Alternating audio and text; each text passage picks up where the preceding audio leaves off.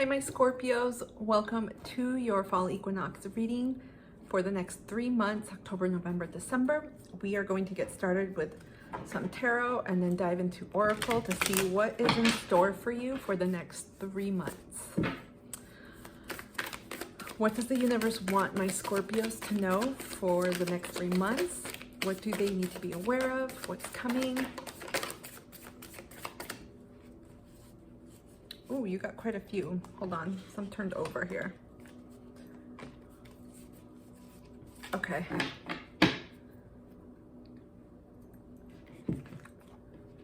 We have Two of Pentacles in reverse, Knight of Cups, Seven of Cups. This sucker has come out for a lot of zodiacs, and Six of Pentacles.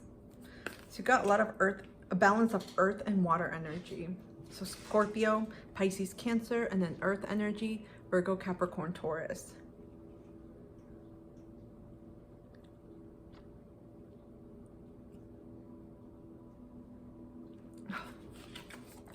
Not surprised, a lot of this is focused on relationships.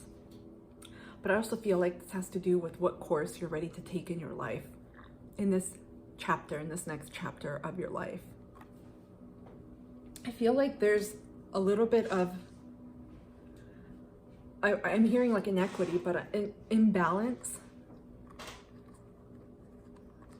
with your relationships in your life right now. Something feels off.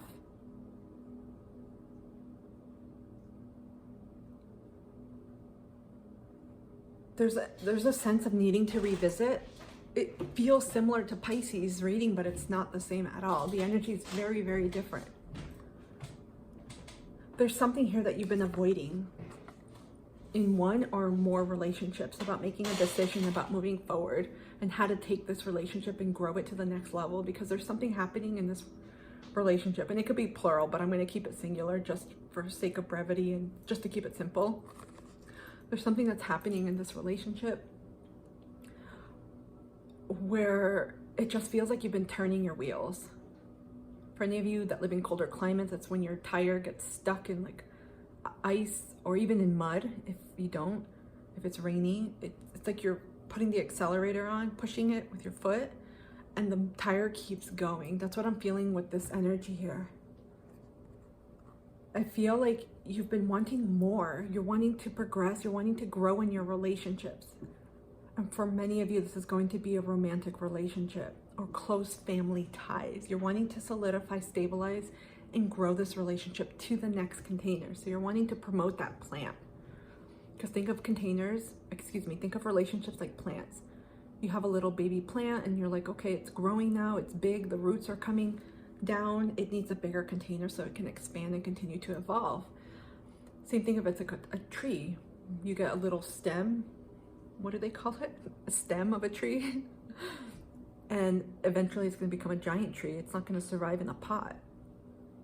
So that's coming to mind here. Some of your relationships are changing because you've changed, and you are changing as well. And everyone changes in relationships. But I feel like it's like a one-way street happening right now, because relationships, they take two people.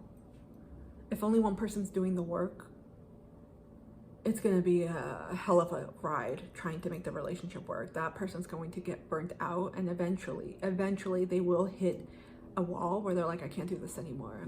I'm feeling like someone in a relationship is wanting the growth, the advancement more, and there's a level of awareness there. And again, it could be several relationships happening. I'm feeling like you're getting commitments or words from this person where like, yeah, I understand. Yes, I hear you. Yes, I see you. Maybe saying all the right things to you. But I feel like the actions are not there, because we have Six of Pentacles down here. Hold on. Maybe I can hold it like this. Right now, because I'm getting several energies, but there's you and someone else in a relationship, and this could be several again. I want to make sure it's not just one. I feel like someone is telling you, yes, we need to work on this. Yes, I agree. Yes, I need to do this, etc. But I feel like it's kind of like sweet talk, empty words. It's It's like words without action type of energy. And I feel like many of you have been flip-flopping or existing or trying to make this work for a long time, especially with the Pentacle energy. It's like, okay, I'm leaving this relationship. I'm not leaving it. There's a resistance here on your end, even though you know this person or the relationship, it's not showing up in the way that you want. You're like, we need to grow. You're ready to grow. Some of you may be experiencing like a burst. I'm getting a starburst. It's not the candy, like a star bursting. I don't know what it's called in space or science terms. Nebula? Birth of a star? I don't know. I see, because to me that's energy dissipating. You're wanting to expand, like a Jupiterian type of energy. You're wanting to expand and to grow and to learn. And it takes, in a relationship, it takes two to do that. You have to help one another out. But someone is telling you, but they're not showing you. And I feel like it's bringing up a lot of insecurities. It's making you feel frustrated. I feel like you are losing trust in this process, in this person, in their word, in the relationship.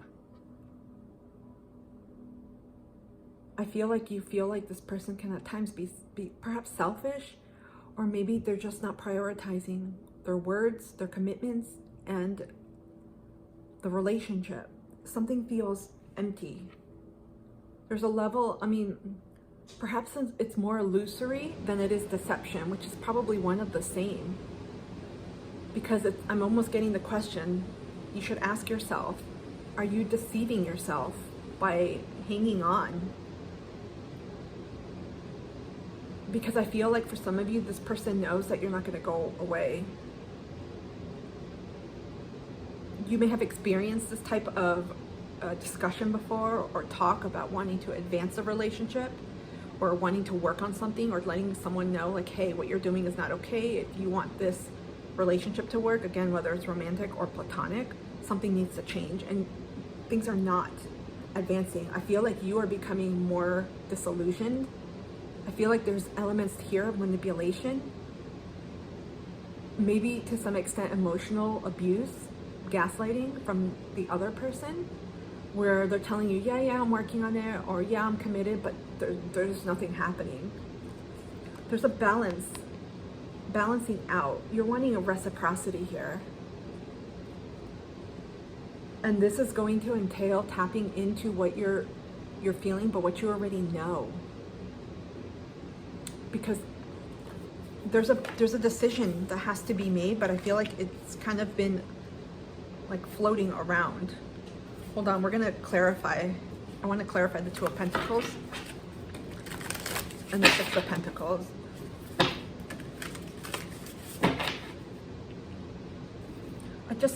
What I keep getting with this other energy is I feel like this person is not all in. They're not committed 100%. Even if this person is your marriage partner, your significant other, a BFF, a friend group, whatever it is, a boss energy, I feel like they're not all in 100%. They're scattered energy. And I feel like it's a function of how they're able to meet you and where they're able to meet you, which is not where you want to be met. In other words, I don't feel like they have the capacity emotionally and where they're at in their own journey to meet you there now, because they haven't met themselves. There's almost an element too of unavailability, but I feel like that is crisscrossing with the inconsistent actions and words and what they're saying, because you're wanting to grow this. For some, this could be, being married for 10 years and wanting to work on the relationship, especially if something has happened or if it's been stagnant, a BFF situation where things are just feeling off, or someone starting a new relationship. It's going to be very different for everyone, but there's not a follow through that I'm sensing. Can we clarify the Two of Pentacles in reverse, please? Thank you. We have the Renewal card. Reflection, self-evaluation, rebirth. I feel like you all have been extending a lot of grace, compassion, and patience, a lot of, in other words, second chances to this situation. This is completely about relationships for you guys over the next 3 months. There's a huge focus here on equal exchanges and making sure that you're receiving what you put out, but you're also growing. You know, I think reciprocity is the baseline layer for relationships, but there's more to that. There has to be compatibility. You have to have similar vision, similar values, not necessarily the same goals in all areas of your life, but to be a support system and uplift one another. And when there's someone in that container that's not doing that, it's like a wrench in a wheel. What's that saying? You throw a wrench in the pot? That's the energy that I feel right now. And it's preventing you from moving on because you're like, whoa, what do I do? Do I hang out here? Do I wait for this person to do something to change their mind? But you guys, with the Two of Pentacles in reverse, have been hanging out for a minute here.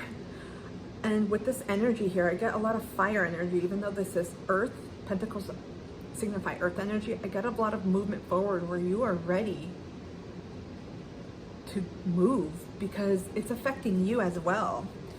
We see here reflection. So I feel like, again, you guys have been really thinking about, what do I do?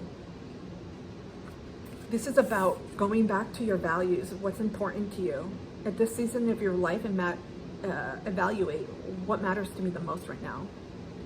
And are these relationships, people, or commitments that you're pouring into, do they align to these values and to the goals and where I want to go?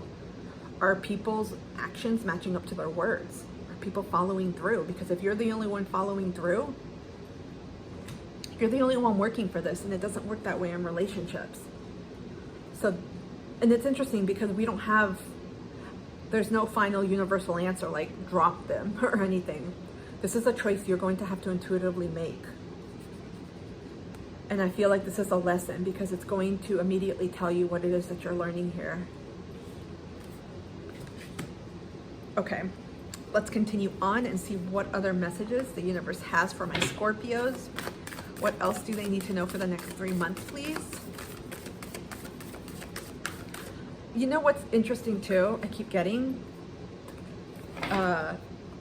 with the Knight of Cups and Seven of Cups, I feel like you know what you want, but the longer you stay in this connection or these connections, the more confused you become. It's almost like the cloud of fog enters you and you're like, wait a minute, I knew what I want. This isn't what I want. All of a sudden you're like, maybe I'll rethink this. Maybe I'll give this more time, or that they're busy, or you're giving people the benefit of the doubt. But there comes a point where the benefit of the doubt expires, when giving chances expires, or allowing yourself to patiently wait like a delivery box at the front door expires, and you're like, you know what, I have to move on. So there's a decision point here coming for you in these 3 months where you're like, because I'm seeing an exchange when you buy something and you give someone money and they give you back your change. You're looking for an equal exchange right now. And I feel like your energy is at risk here because the more you're pouring into this and waiting, your energy is leaking. It is almost like watering a plant and there's a hole at the bottom. And the water is not even going into the soil, it's going on the side of the pot, right? And it's just leaking through. Or I'm thinking of a better example, because I know with plants, sometimes holes are actually good at the bottom so the roots don't rot. It's like filling a bag of rice. Okay, we'll just use food. You put your bag, or excuse me, you put the rice in a bag, right? You transfer it, but it has a hole and it keeps leaking. So you're losing rice, in other words. It's that type of energy. Your energy is draining. We see it with the Seven of Cups. This person's own projections and basically their own inconsistencies, their own uncertainties, and perhaps their unwillingness to face what it is that they need to change within themselves in order to contribute to the relationship is causing this cloudiness. You got begin now, take your first step. And you also got gates of triumph, success expands in your life. So again, there is something that you need to do in the next 3 months, a decision point that you will need to make. And I feel here with taking your first step, you're being prompted, especially after a time of reflection, a time of assessing things. almost like getting yourself up to speed. Like, where are we at? What do you want to do now about this? Because after you get the facts, after you know the truth, after you see the situation for how it really is, your next step is, where do I want to go? Something has to change. So what needs to happen? And so this is indicating to you that action, you're being called to take action here, whether it's making a decision. And it's going to look very different. I'm not here to give you answers, but this is about using your own intuitive knowings and realizing, what is my soul telling me to do? What do I innately know that I need to do in this situation? I feel like when you make a decision that's aligned to your values and to your soul, to your true soul knowing, you're going to succeed no matter what. It's going to open up and be an expansive type of portal, channel for you, where it's going to give you freedom. Freedom of thought, freedom of energy, freedom of creativity, freedom of expression. More importantly, freedom in this container. It's interesting because ever notice when you have some type of problem in a relationship or with people and it just is kind of on hold or on pause, it affects you. You feel that heaviness. You feel it weighing down on you. And then as soon as you resolve it, things feel lighter. That's what's happening here. As soon as you resolve this in whatever way you feel is best for your journey at this time, things are going to open. The door literally opens. It's almost like it's been stuck and you've been trying, and all of a sudden you let go and you're like, you know what? I'm choosing this. And then things just work. Things just start unfolding. Okay, we're going to grab the Awakened Soul Oracle and see what other messages the universe has for my Scorpios. What else do they need to know? Got 2 cards again. Interesting, you're getting two so far. We have family, we got elephants, and we got a pregnant person here. We also have surrender. Look at this. You know what's interesting? Elephants and whales. Sperm whale, maybe? They stay with their pack. I don't know what they call them in each respective animal species, but they stay with their family, with their group for forever. And they have their very unique language. And wow. This to me indicates that this relationship or relationships, they're long ones. In other words, you've known this other person or people for a long time. They may be family or feel like family as well. And they may be part of your nuclear family that in which you grew up in or were born into, or your family now, like a spouse, etc. Whatever signifies and defines your own family. It'll be different for everyone. There's a sense of releasing too. For some, I'm getting this message too. For some, it's going to be about accepting people for how they are and stop putting any effort towards this at all. It doesn't mean that you banish them and you cut ties and you're done. That's up to you. But for some, this is going to call for a level of acceptance and honesty within yourself and surrendering, letting go and detaching from this relationship and knowing, you know what? I did all I can. I'm not able to do anything more. This person's not giving back in the same way that I'm willing to give in order to help this relationship grow, move forward, etc. The only thing you can do is set boundaries and continue going on your journey. But I'm getting like significant other relationship here for a lot of you. For some of you, this could be about expanding your family. Like I mentioned earlier, I didn't precisely mention, kids, but some of you may be talking about kids, and your partner may be giving you, your significant other could be giving you the runaround, kind of procrastinating or delaying the conversation or saying, I'm not ready or whatever it is. And you've had this discussion more than once and you're like, oh my gosh, what happens? What do I do? And these animals, all animals are very intuitive, but there's here a need to take care of, and it's time to kind of nurture your own self and what you need at this time.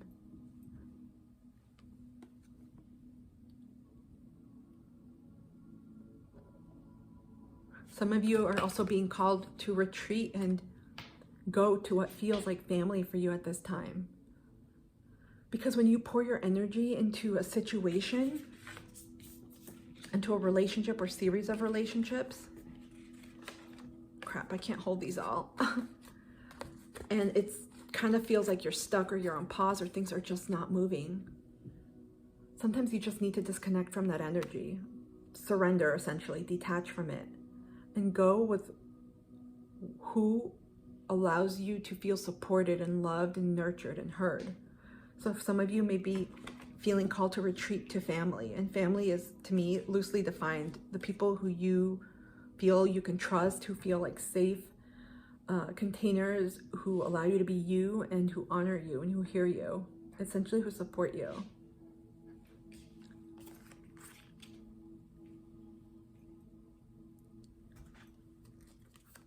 Okay, what other messages do my Scorpios need to know or be aware of for the next 3 months?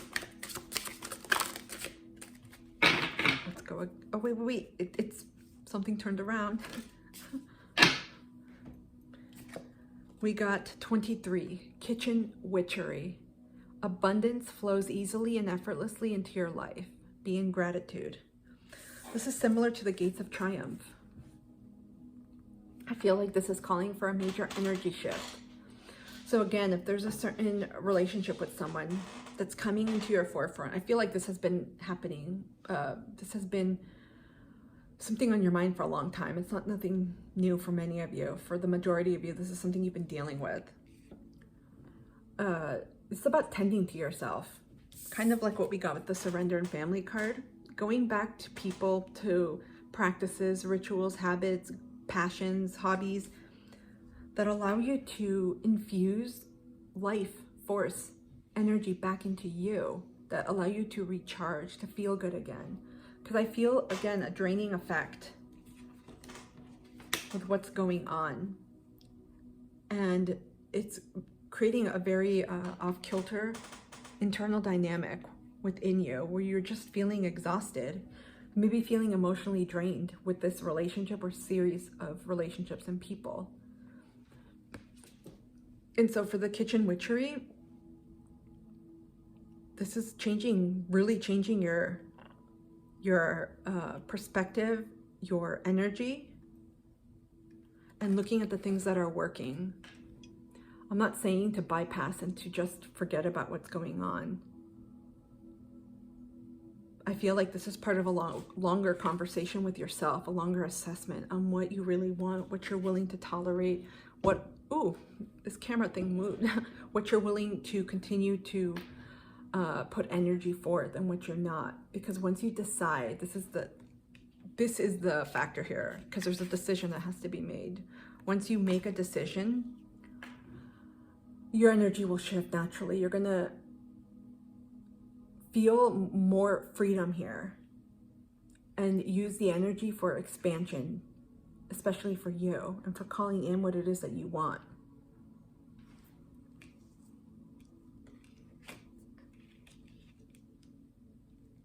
I'm also getting, some of you may simply need to express thanks for what you've learned in the situation and what it's teaching you, and that precisely is going to help unlock other forms of blessings, magic, opportunities, and abundance coming into your life. Because when you're so fixated on something that isn't working, it blocks your own energy. It stagnates it. It creates a blockage in the drain. And that's what's happening here. So maybe you just simply need to detach from this. You can't continue pouring into this anymore. What other messages does the universe have for my Scorpios, please? Who got this? I don't know. This card came up. We got Moon Memories, the past. Wow.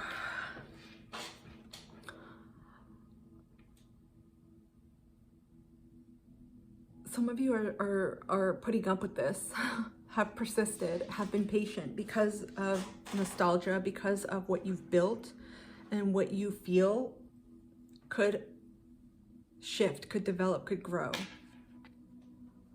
So there's an element of being stuck here in the past. Some of you may be revisiting memories, looking how much you've grown together. It's almost like looking at the good times as a way to perhaps bypass or excuse what's happening now, or to give people more time, more chances. Be careful of getting stuck here in the past. I heard the window of opportunity is closing.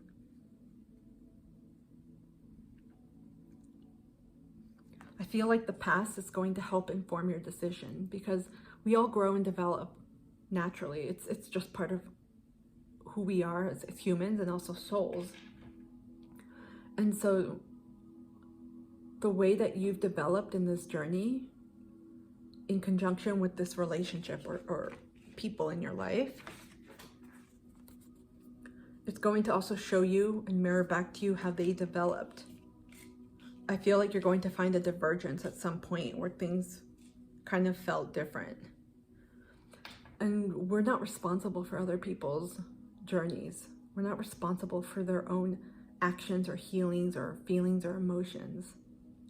We can only hold spaces for them and support people and guide them and offer advice if they want that. But that's it. There's something about untethering yourself from the past. This could also speak to your own past, growing up as a child, and also past life, where you've held on to things far long because you felt like it was a sign of loyalty. You may have experienced betrayal too, and your way of showing that you're committed is by staying in for the long haul. I just saw a truck. It heard like choo-choo sound, like a train, but it was a truck, a semi, the long trucks, and it has the little pipe at the top, like a chimney. I don't know what it's called. Exhaust pipe on the truck, and you can see smoke coming out. Some of you have stayed for the long haul. And so this definitely ties back to your own childhood wounding traumas and what you've learned in behaviors from your caretakers and environments, especially with how you relate to others, how you do relationships. So there's also here something that's speaking to you about healing these patterns as well. You can still love and support people, but not allow them back into your life. Same thing with continuing relationships, because I'm getting the sense here that many of you have been persisting and waiting patiently and giving people a lot of space and room to kind of step it up. And while you're willing and ready and have been doing it, they're not. What other messages does the universe have for my Scorpios? We have number 5. 5 may be a number for you, because we have 5, this reduces to a 5, and we have 1 with the sun, be the light. This is also another reoccurring theme. Oh look, you can see the reflection of the phone. I'm taping or recording this. 1 with the light. You're definitely paving the way, I feel, for this other person or people in your life, in terms of like being the leader, the guide for them as well. And your actions are going to have learning repercussions for them, whatever you decide. And so this to me also says that it's important to honor who you are and what you desire and want. And sometimes that won't be in the same place, in the same presence, or in the same container as these other folks, with this other person. Because I feel a need for you to, there's so much light. Do you see this? I forgot what other sign got this. You're headed towards the light. Your soul is also being prompted. Like I feel like this season, these next 3 months, you're feeling prompted to really reach higher for what it is that you want to experience in this lifetime, what goals you want to bring to life. You want to experience, because Pisces got something about really feeling the fire, really experiencing joy, really feeling life, like living. And I'm getting a similar sentiment here about really wanting to do things and to be around people that make you feel good again, where you can Shine and be who you are. The sun is also healing. So some of you that are seeing this are the healers in your family, because we got family here and surrender and the past. There's a pattern here in this relationship or these relationships that's showing you something, especially about holding on, about putting your needs first for yourself, honoring yourself, valuing yourself, and knowing when enough is enough, knowing when you're ready to make a decision.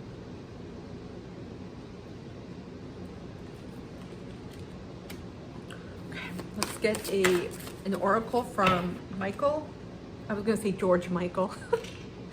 Some of you may like that musician, George Michael, but this is Archangel Michael. Sword of the Light Oracle. We have 11. Embrace this magical moment. You are in the perfect energetic space for manifesting miracles. Allow your wishes to be fulfilled. You have a lot of energy here about abundance, expansion, success. That's coming. And I feel like it has to do with this decision and with honoring who you are. You see that? 11 signifies generally new beginnings, an up-leveling in your spiritual growth, intuition and creativity. This is about tapping into what your needs are as well and balancing that with others, because you can't contribute to others' needs without considering your own. And some of you have been over-considerate of others for way too long, where you're giving chance after chance and it's keeping you stuck. And unless you want to repeat the cycle, there's a decision to make, whether you have a talk with this person or you let them know, like, hey, this is what has to happen if this relationship is going to thrive, survive, and develop, or this is what I need to do in order for my soul to develop in the way that I want it to. Let's get a final advice card. I thought it dropped. Final advice card, please, for my Scorpios. Thank you. Nine of Pentacles. Earth energy, growth. You got Six of Pentacles before. To me, this speaks loudly of proclaiming, I need reciprocal relationships. Energies have to be matched. If I'm going to go at it and put all my effort and energy and sweat and tears into it, the other person has to as well. And I feel like your advice is to reach higher. Do not stagnate your own growth for anything or anyone. Focus, again, where is it? On your own inner light, on what it is that you're wanting to achieve, to accomplish, what you're feeling driven to do, to go towards. And sometimes we wait. We think, okay, I need to wait for this person. Not everyone will come with you on this journey. Sometimes people come back. But your soul is wanting to evolve. It wants to grow. And you're getting messages about this. It's clear here and through some of your other cards here. But I feel like there's a fear here because it's going to mean a change for you. And change is always scary. There's been change throughout all of these readings. Change is scary because even if we know we're ready to leave something, it's going to change everything. It may change our living situations. It may change going from partnership to singlehood. It may change vice versa. It may change careers, whatever. There's going to be some type of element of change, but this is necessary as part of your growth process and what your soul wants to achieve, because it's ready to continue building. It wants you to continue dreaming big, to continue manifesting, because you've got a lot of supportive energy here. It's a magic moment for you. It's like prime time where your soul's like, okay, once you get clear on what you want, the energy is going to pour in where you're going to see all of the evidence here of success, opportunities, magic. Your manifestations are going to come. And right after the Nine of Pentacles, we have the Ten of Pentacles. So you are going to see your manifestations very quickly, very soon. They're going to materialize. And I feel like it has to do with this decision that you're going to make. My Scorpios, I hope this reading has helped. Comment down below. I always love hearing from you. Thank you so much for being here. I will see you soon. Take care. Welcome, my Sagittarius, to your fall equinox reading for the next 3 months of October, November, and December. Let's get started. We're going to take a look and see what messages the universe has for you for these next 3 months, regardless of whether you are in the northern or southern hemisphere. Let's see what's coming out. Did any cards flip? We got 2. Hold on. I'm going to see if more cards come. Any other messages my Sagittarius need to know? Okay. We got Ace of Wands, 9 of Swords. I'll show them to you and then we'll talk about it. Magician card in reverse, Emperor.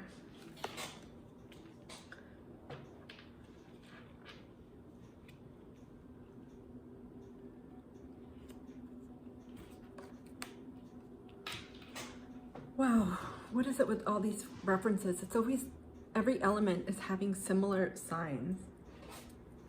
I heard the fire has burned out.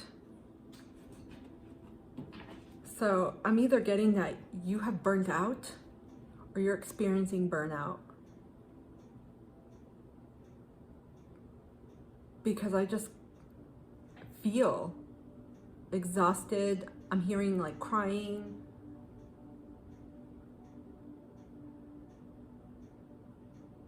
There's like room here where there's not enough of taking care of yourself.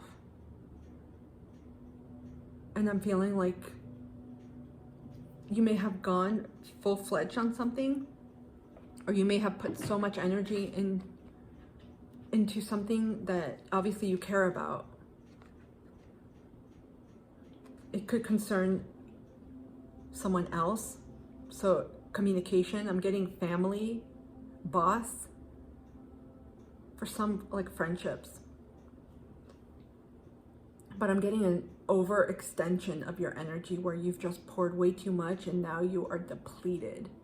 You may be feeling or experiencing anxiety, not being able to sleep well, which is ironic because you may be so exhausted, but you're not able to sleep well or rest or get the deep sleep that you need to feel rested. It almost feels like you can't have enough. Almost when you're thirsty and you keep drinking water and it's not enough. That's what I'm getting. I also feel just a completely internal distraught type of energy here, where what you thought was going to happen or where you thought things were going to go, it didn't happen that way. And it feels like I heard it rocked you to the core. So something about your foundation too, how you plant your feet on the earth.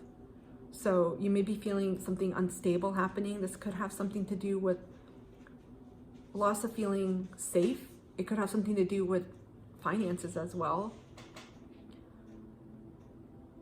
But I also feel like this is mentally and emotionally, spiritually as well. There's an exhaustion here, and I feel like you're needing to rest. And for my Sagittarius, especially if you're Sagittarius sun, I mean, we're heading towards your season pretty soon. We got 2 more seasons. We're Libra now, then we have Scorpio, and then Sagittarius. But I feel like you may be, what's that saying about candles? Burning the candles at the end of 2 ropes or something like that. You may be overextending or have been overextending and doing too much. And right now, because this is what I'm seeing for the next 3 months, you may be coming to the realization now or recovering from burnout or not even realizing that you are burning out. People often have some type of picture of what burnout looks like to them. And they often picture overworking, but it could be simply taking on too many priorities and commitments in your life and saying yes to everything and not having boundaries and being available for everyone. Even if you're sitting on the couch and you're allowing people to call you, you're listening to their shit, that can burn you out, especially if you do it frequently. So take stock that burnout for one person may not be burnout for another. There's something here that's imbalanced. I feel tears, which this looks like a tear too.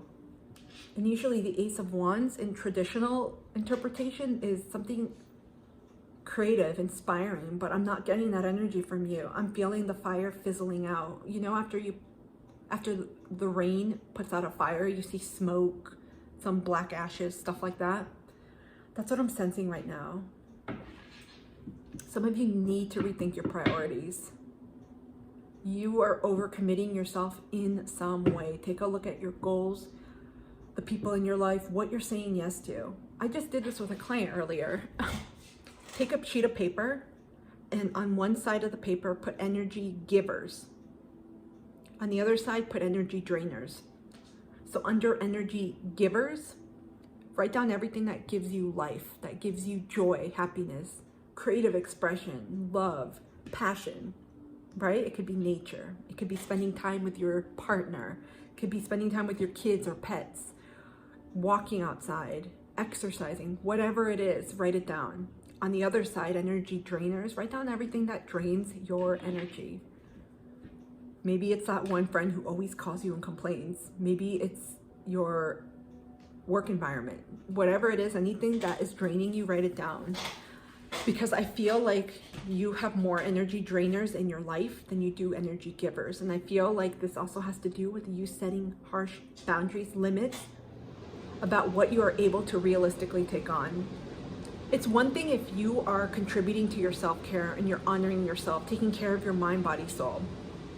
I'm not talking about training for the next bikini workout challenge, whatever it is. I'm talking about moving your body if you can, doing something kind for yourself, allowing yourself to center, to release stress, right? To minimize stress, eat nourishing foods. Basic elements, essentially. Something here feels out of whack where you may not be taking care of yourself in the best way possible right now. And you're giving too much to others. Essentially, you're giving too much of your time, your space, your energy, your presence to others. And you're essentially a negative. You know when you withdraw too much money from your account and you don't have the funds? That happened to me when I was in my 20s and even teens. I'm like, shit. And you have overdraft protection. There is no overdraft. Your body will start running on fumes. After that, it starts to shut down and then you get sick. And there are a lot of things that start happening when you feel burnt out. You may not feel passionate. You may feel a loss of motivation. Your spark is gone. You may feel exhausted, depleted. It affects your mind, body, soul in such a profound way. This may be for one Sag out there or for all, but I'm sensing a need to rebalance the scales. It's time to take stock. So this is what I'm getting right now. Hold on. Let's clarify. Can we clarify the Nine of Swords, please? Thank you. King of Swords. Boundaries. Kid you not. I'm like, why are my Sagittarius feeling this way? Because it sure as hell is not because you got a divine, inspirational, creative download or you have a spark. No, I'm definitely feeling burnt out energy, just exhaustion. You've been running on fumes for a while. And this was clarifying the Nine of Swords. Some of you need to get your sword out and start chopping things off, saying no. Simplifying your life, your calendar, your commitments, what you're saying yes to. People, and also, some people are maybe taking from you, especially up here mentally. There's a need for strong-ass boundaries at this time. Also, some of you may need to communicate. Because I'm getting a feeling in my belly where you're holding in feelings and truths and wanting to speak and you're not. And sometimes there's a saying that's coming to me about the beast of the belly and the boar. A boar beast in the belly. I have no idea what that is. Essentially what I'm sensing and what's translating for me is don't allow that fire to burn in the pit of your stomach, that resentment, that feeling, because you're not speaking out. Some of you may be afraid of boundaries, but that's the only thing that's going to protect you. There's a complete need for you at this time to rest. We have the Magician in reverse and the Emperor. So just because I got those cards doesn't mean that your next 3 months are going to be about that completely. I feel like there's an awareness coming where you are starting to realize, just like I gave that exercise about the energy drainers and givers, where you are starting to realize what you need to prioritize, what matters to you, and what you need to cut away, but also why you have said yes. Some of you are not valuing yourself enough and you're giving yourself away. I don't mean that in a sexual way. For a few it could be, but you're giving yourself away where people are not reciprocating, they're not valuing you, they're taking more from you. This could have to do with your friendships, work, your clients, even romantic relationships. There's a relationship energy here. So there's people that are feeding off this energy, and you're saying yes to this. So there's something for you to think about here of why. Why are you overcommitting? Why are you allowing yourself to get to this point of exhaustion? What are you hoping to prove, or what do you feel you have to show or demonstrate others? Because right now you actually need, being advised, but to cut away, to set boundaries, to take care of yourself. You need to get yourself feeling stable and safe and secure. And I feel like there's confusion here. There's an element here of giving your power away too. For some of you folks that may have maybe energy vampires around you, or people that, for lack of a better term, they're just toxic. Some folks don't have any desire or show any desire or demonstrate the ability to want to improve or to elevate in their life, to grow. And it's tough, especially if these are people you care about. But it also means caring about yourself more and setting that boundary, because at the end of the day, you're going to be impacted by someone else's choices if you continue to involve yourself. So there's energy leakages here to pay attention to. I also feel like this is affecting your own intuition, your own ability to trust what you're receiving, because when you're exhausted on all levels, you don't have energy to give. You have to replenish yourself and restore. You are exhausted.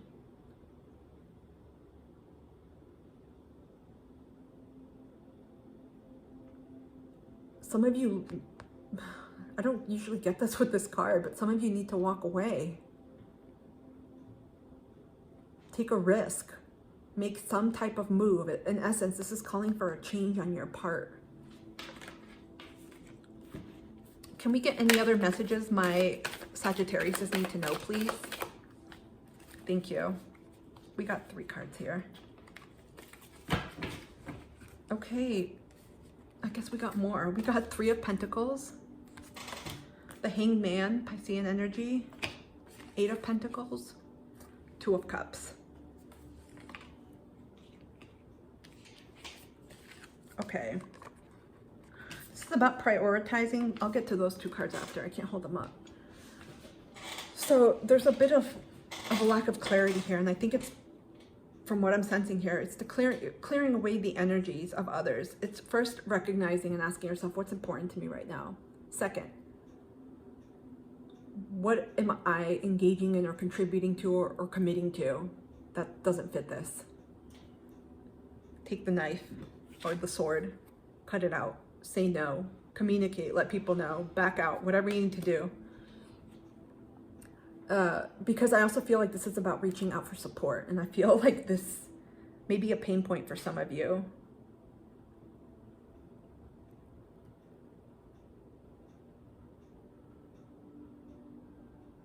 There's something about authoritarian energies or leaders, or just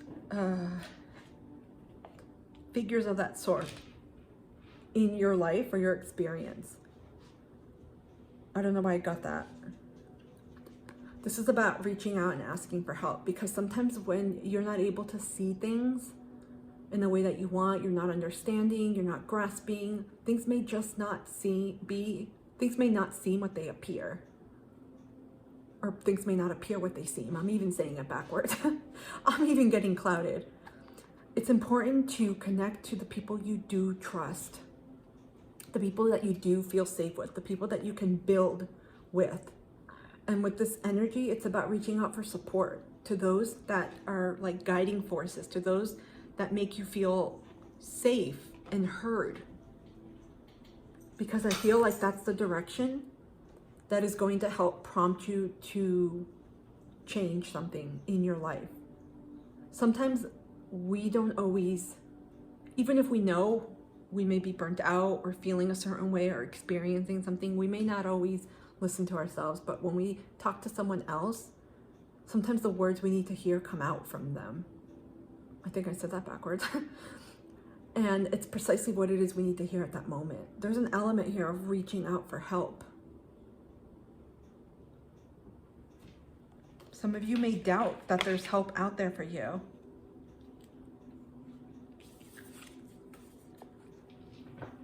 I feel like, yeah, to me with the Eight of Pentacles, this is about doing the hard work.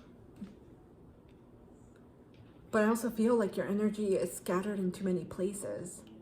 You're doing too much, or trying to do too much, or, excuse me, trying to appease too many people. So again, really think back to your value and your priorities and what you really want over the next 3 months and what's important for you. Because I feel like if this hasn't started happening for folks, you may start getting almost like curveballs where you're getting people asking for your help, asking for this or that. And it's important to be prepared about how you can respond so that you don't say yes and overcommit to yourself. So that you start taking care of yourself and you have people you can reach out to or support or resources to help guide you in the next 3 months. Because I feel like that when you connect with others, that's going to provide the sense of clarity that you're needing, that you're not able to find right now on your own. And I also feel here there's balance needed with work. This is a lot of work energy, so I feel like this has to do with your work, what you do day in, day out.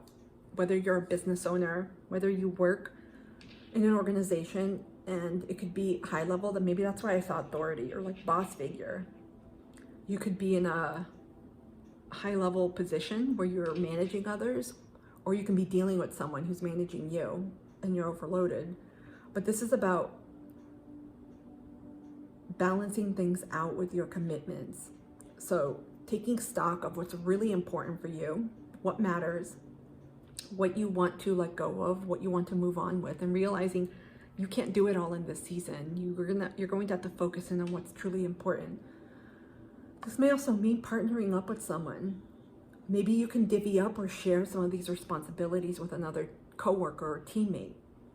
Or you can lessen the load or revamp the project in some way. Or if you own a business and it's been growing rapidly and you need help, reaching out for help. There's an element here throughout about reaching out for support, because these supporters and helpers are going to help you continue to build something on a strong foundation, on a strong level. Some of you, I feel like, have been trying to do it on your own, and you may be coming to a point where you can't. You may be juggling multiple things. It doesn't always allude to work. It could be your personal life at home. Maybe some of you are parents, or you're going to school and working, or you're balancing multiple jobs.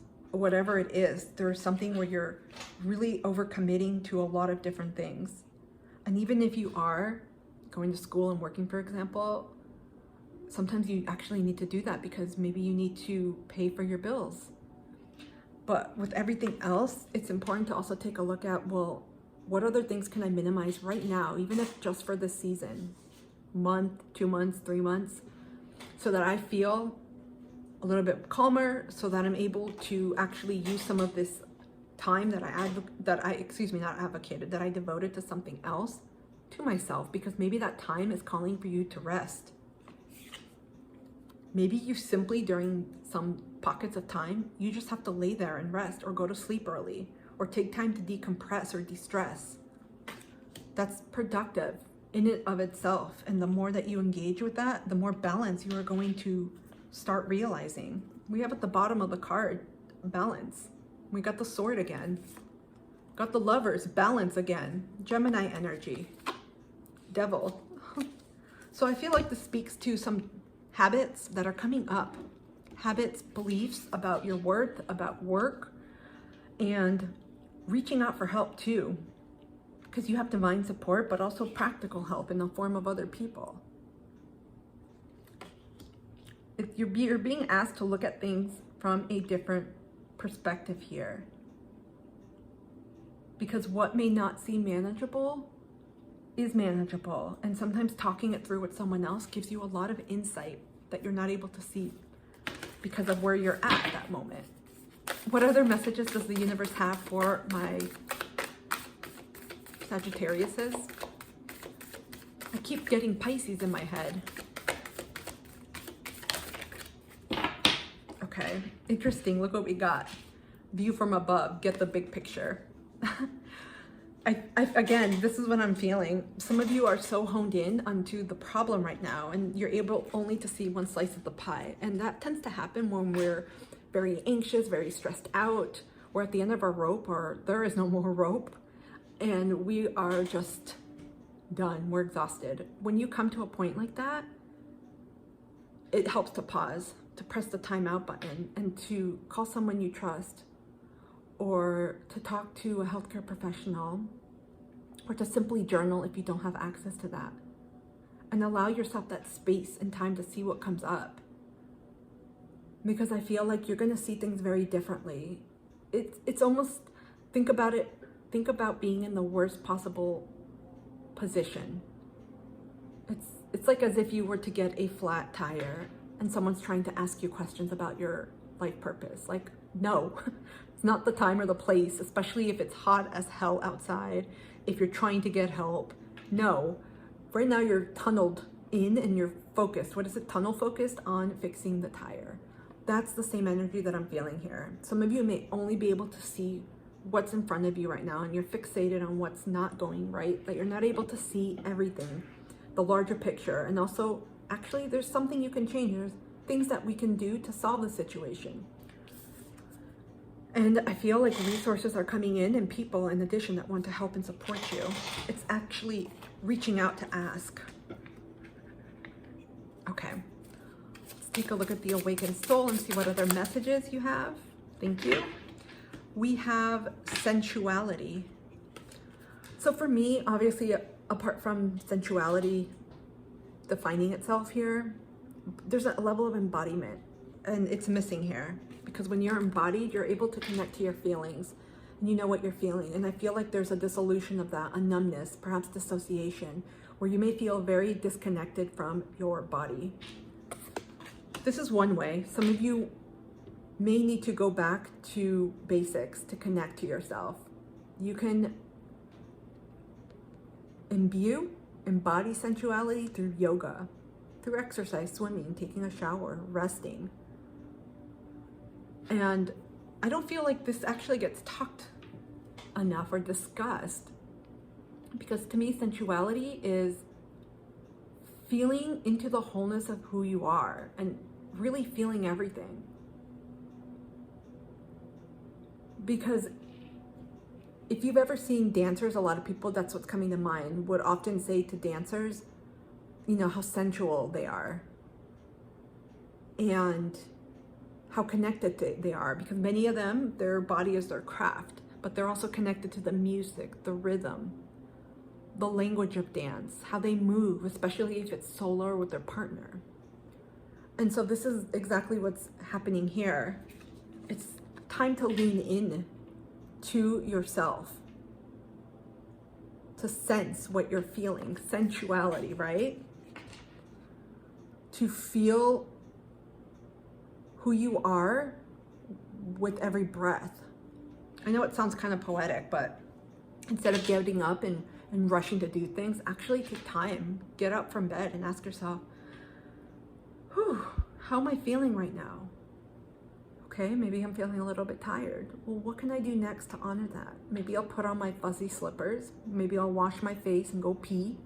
Maybe I'll walk my dogs, and then I'll come back and make an amazing breakfast for myself. And I'll enjoy it.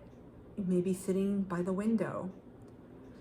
It's feeling into things, feeling into yourself.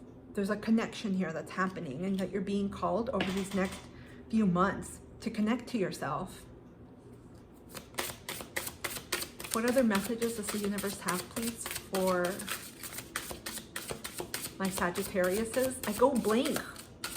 I keep getting Pisces for you guys. Thank you. Oh, apple of my eye, 2. Not all that's alluring may be what it seems. See beyond the illusion. Who got this? I don't know if it was Aries or Leo. One of your fellow not air signs, fire signs got this. It's about cutting through illusions. I feel like, again, because you got a lot of sword energy here, right?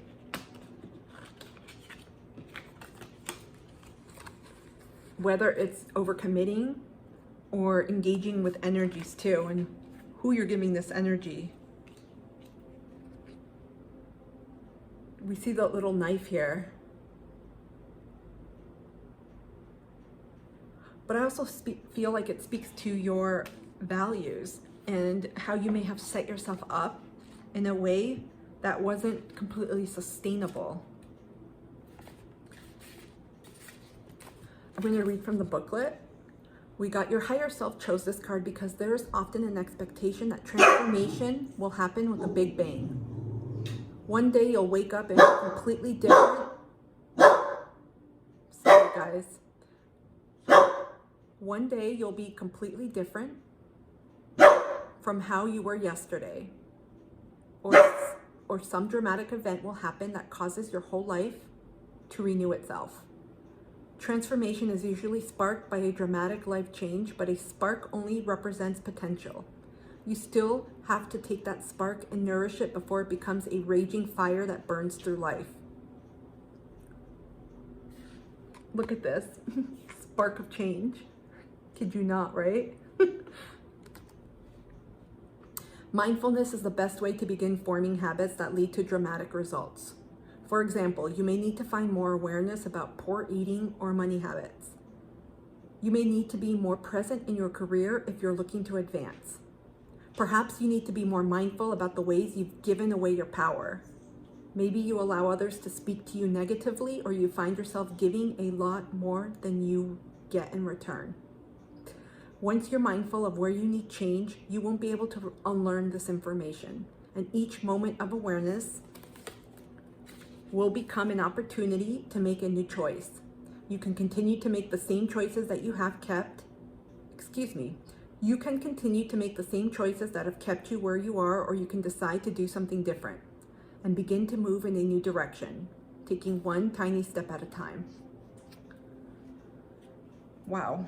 This was Aries. Aries got this card, by the way.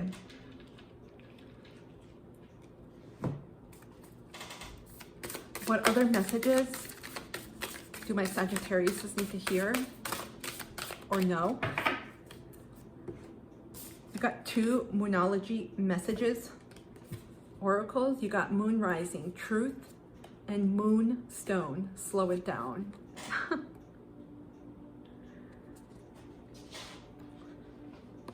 So again, there's an energy here of cutting through the illusions, cutting through the shit, seeing things for how they really are. Some of you may actually need to acknowledge within yourself how you're feeling, where you are now, where you are at now, and where you may be giving away your power and overcommitting in terms of your energy, where you're giving too much. There's a sense here of coming to truth with yourself. Sometimes when we don't speak it, we try to deny it, we try to pretend it doesn't exist, or we call it something else. But when it takes a complete deterioration or breakdown of how we're feeling, or something else that comes in, it is almost like another opportunity knocking and asking us, do you know the truth? Do you see the truth? What's happening?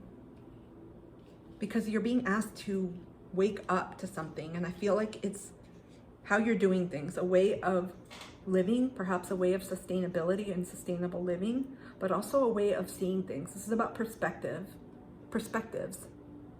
Because we also got here, slow it down, Moonstone. And so you have energy here of seeing things for how they are, cutting through illusions, got a lot of sword energies, which to me speak of having to communicate something or express something to yourself or to others. You may need to get truthful about yourself, about what you really want, whether what you're doing is contributing to that, whether you feel good or something has to change, because I feel like something needs to change.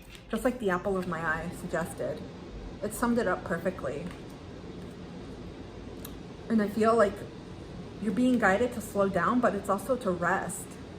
Because I don't know, I'm getting a lot of work energy and things that you have been wanting to do, but taking on too much and doing too much at once and trying to do a lot. Almost like you feel like you're in a race. And when you are not able to, let me rephrase that, when you devote yourself to so much and you're not able to allocate the appropriate amount of energy and time and even effort, it's going to end up sloppy and something is going to start giving out.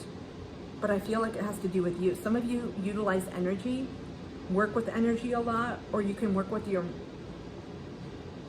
mind a lot. Because I feel like there's a drainage happening up here. Can we get any other messages? Thank you. It popped out. We got 45. Divine drunkenness. Surrender to your spiritual reverie. You see the cards? They have similar colors. To me, I feel like this speaks to your safety, your stability, but also the messages you're receiving. I feel like some of the messages there's difficulty in reaching you because of your energy level and where it's at right now. And to me, this is signifying a need to, I heard back off, but slow down, to do things with more intention. Whatever you're feeling called to do, that may not seem like the best choice, I feel like you're being asked to honor that. So if you feel like you should take more breaks, that you should say no or back out of a commitment, follow your intuition. Because I'm sensing a renewal energy happening here. You know those buttons? I don't know where I've seen it. Maybe a commercial where you press the button and it kind of renews or resets. That's what I'm getting here. It's a time of reset here. It's a time to press that button in your life and just either pause what you're doing or completely reset things.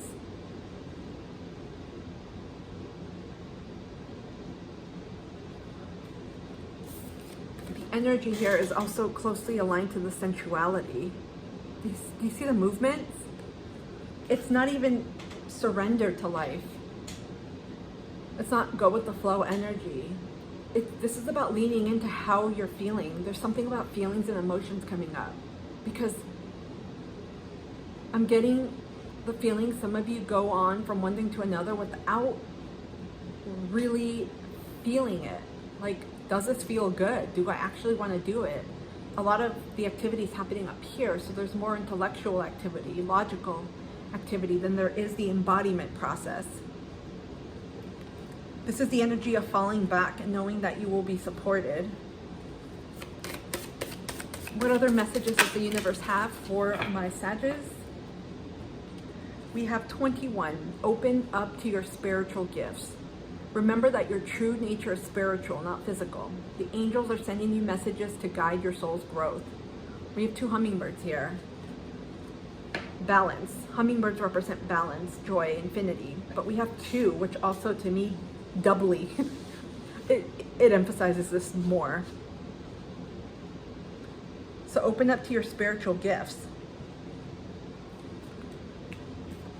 I mentioned earlier there may feel or be like a clogging, but this is also the balance of knowing when you have to stop and honor yourself and replenish yourself, and when you need to keep going. And I feel like many of you have or will be teetering the scales of too much.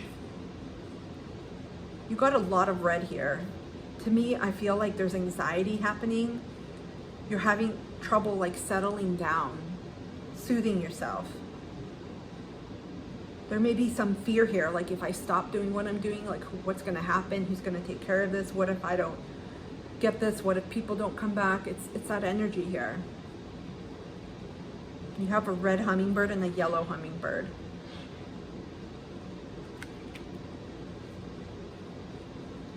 Can we get another advice card, please, from Archangel Michael? You're the only sign I've done this with. We got 44.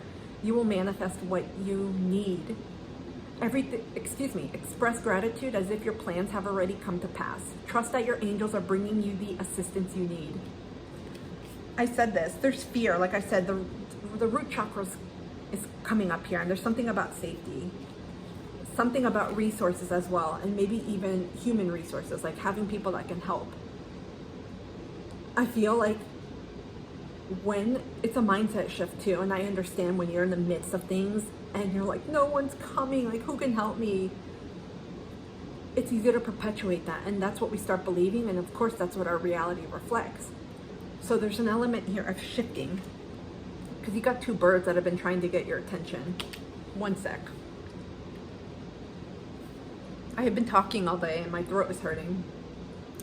Oh my gosh.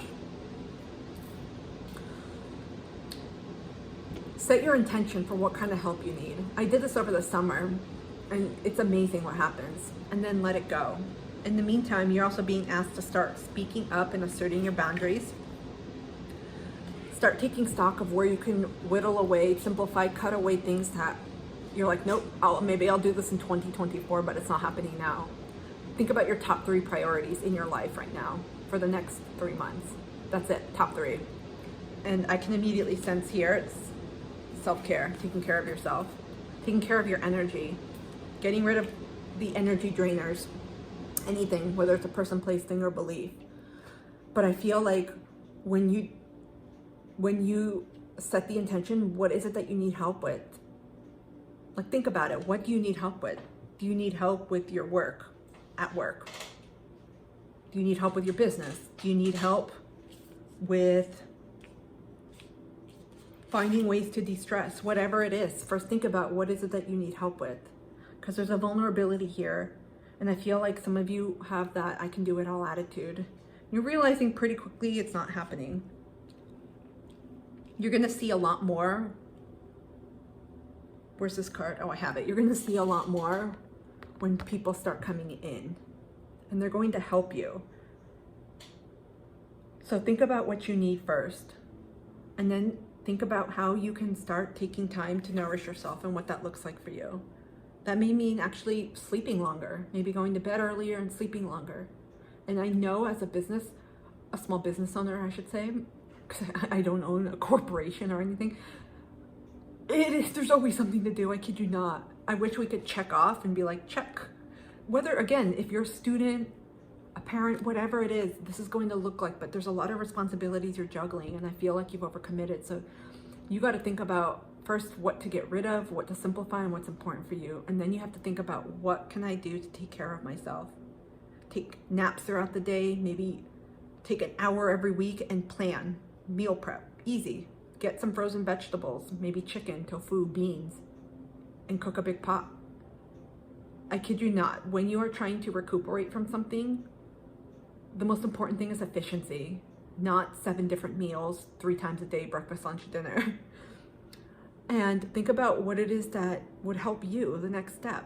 Sleeping well, maybe putting on some ocean waves, maybe doing a meditation before bed, taking a hot shower.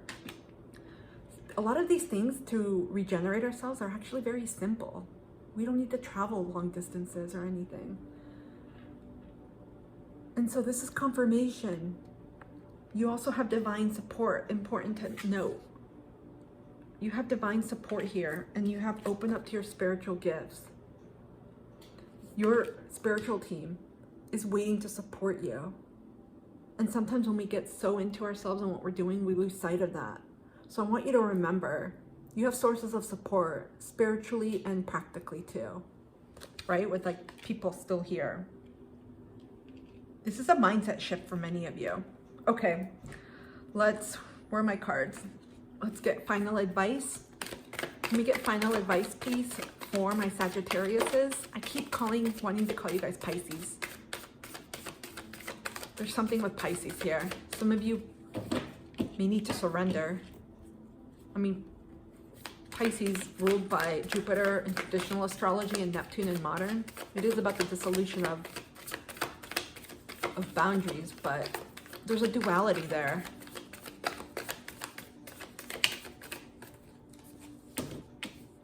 You guys are going to shit your pants. This is your advice from the universe. 7 of Swords. Cut the shit out. Stop deceiving yourself. Stop telling yourself things that you want to hear, or stop seeing things that you wish were there. In other words, this speaks earlier. What did we say? I don't even see the card anymore, but this is about seeing things for how they are. Right? The sun, I think this is a moon. Light is shining. Things are being unveiled. You're seeing things for how they are, whether it was something that you were doing to yourself, right? Like overcommitting yourself, or maybe others were taking advantage of you, or were using you, or whatever it is. Things are coming out now, and it's important that you see things for how they really are. Oh, we got that. No wonder. I'm like, who got this card? Truth. See things for how they are. Cut this shit out. You need to pare away to the essentials right now and take care of yourself. It's really important, especially as we head into winter season up here in the Northern Hemisphere and summer. Those are another period or epoch. Time period. Another time period of transformation and rebirth. And I'll say up here with the winter energy, it's a time for going within yourself as well, for rest and rejuvenation, and for leaning more into that. So you're really being asked,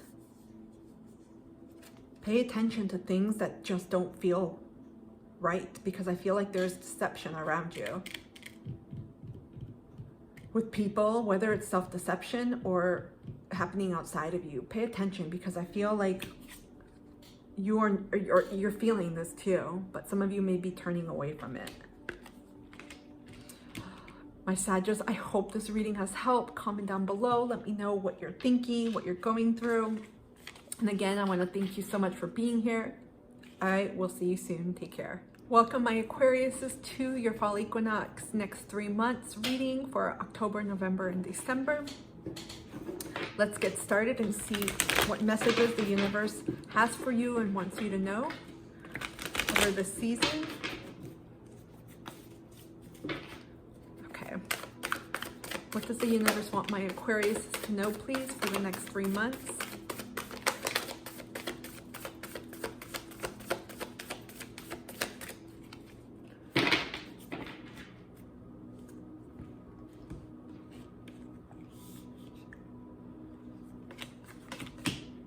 Okay, we have 9 of Pentacles, Earth energy, 3 of Swords, air, 7 of Swords, the Tower card, and the Fool card.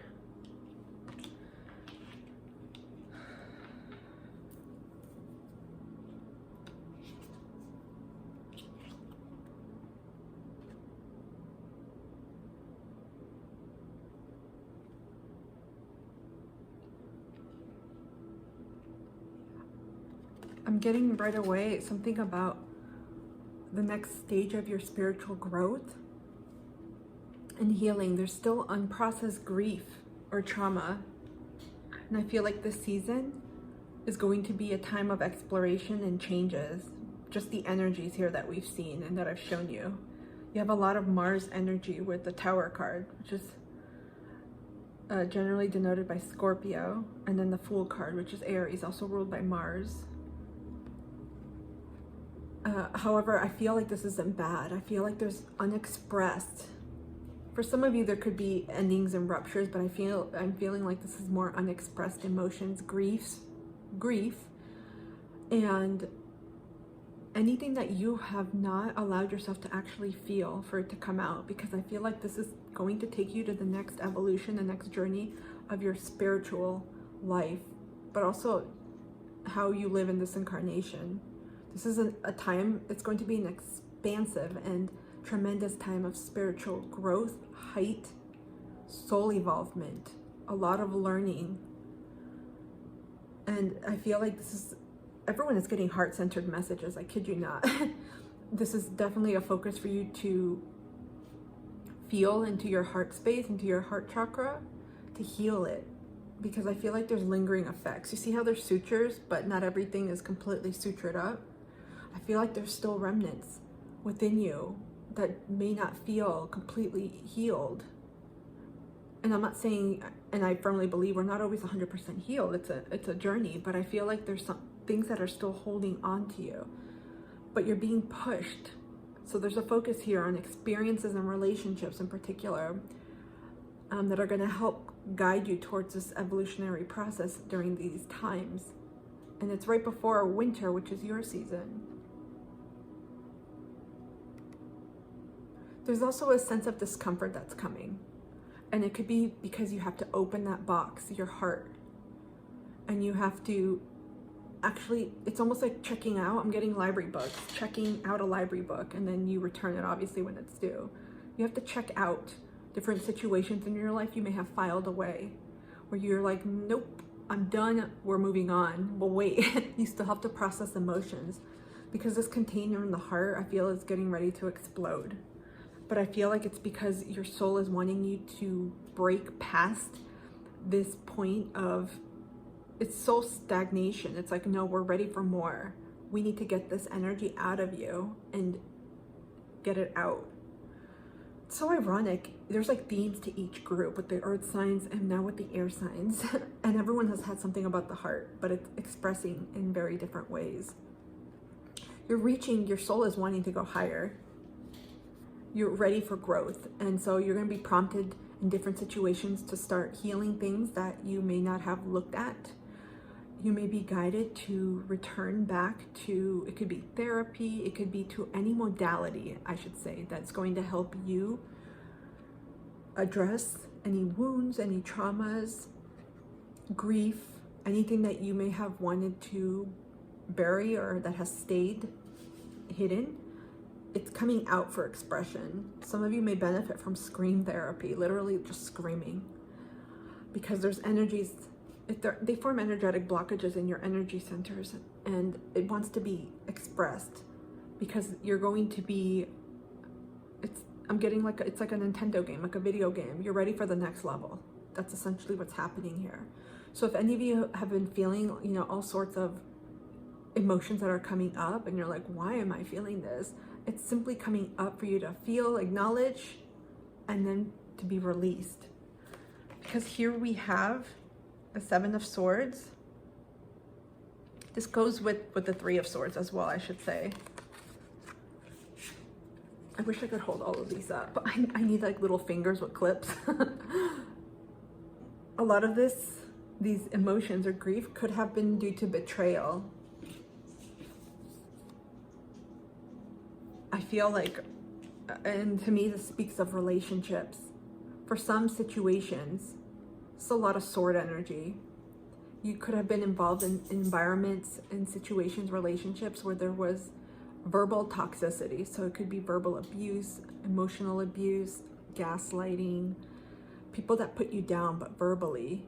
And also that may have been abusive. And there's so many different ways that are coming to me right now. But you're ready, your soul is ready for this light to shine upon everything that has been stored and for it to be released right now.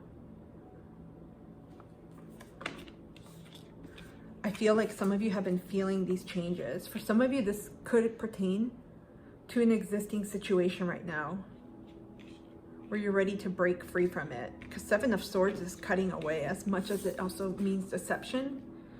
For me, I'm getting the energy, it's time to cut away the threads, essentially cords, where you're connected to, where things are just not healthy.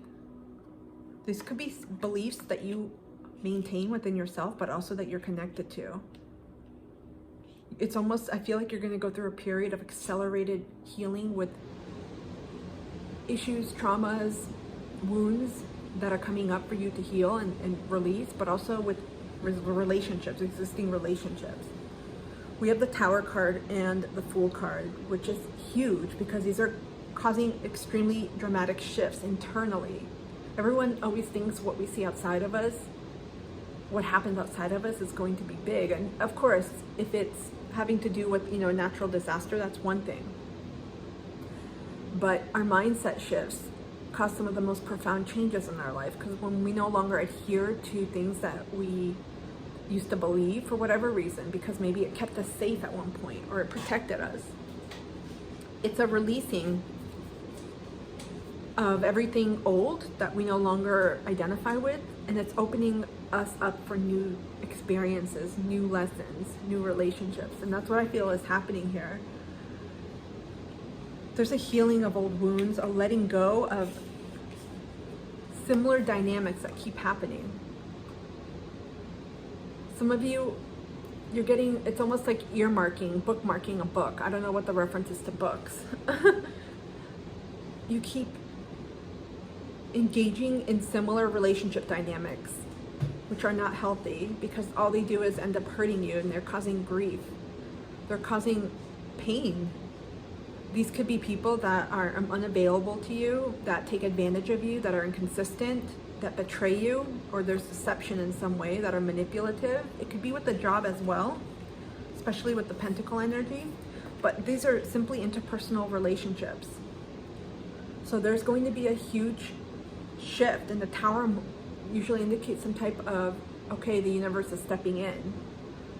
But I feel like you guys have been getting clues and will be getting clues. So pay attention to what's happening. You're feeling a certain way about people, and you may be thinking, I'm so tired of this. I'm done with this. That is precisely your nugget, your clue that you're receiving. Like, hey, you're being alerted to something that does not feel good anymore. This is a dynamic that you need to heal.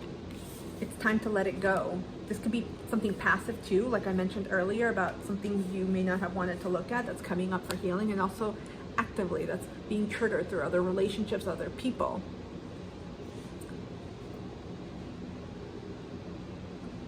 I heard be careful of betraying yourself, because oftentimes when we have someone else betray us, it can lead to self-abandonment of self.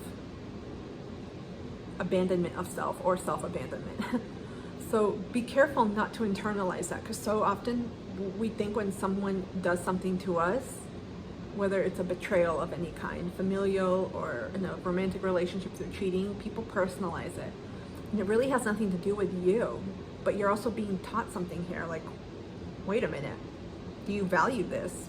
Do you feel like you're worthy or deserving of this shit? So a lot of things are happening. I feel like internally there's like a complete shift that's happening, where you are looking at past, present, and future dynamics, especially with people. They're coming to an end. We have 7 and 3 of Swords. There's a completion. This cycle is going to end this season. I feel like you guys are turning a page, similar to Gemini, but it was quite different. You're turning a page on repeating these cycles.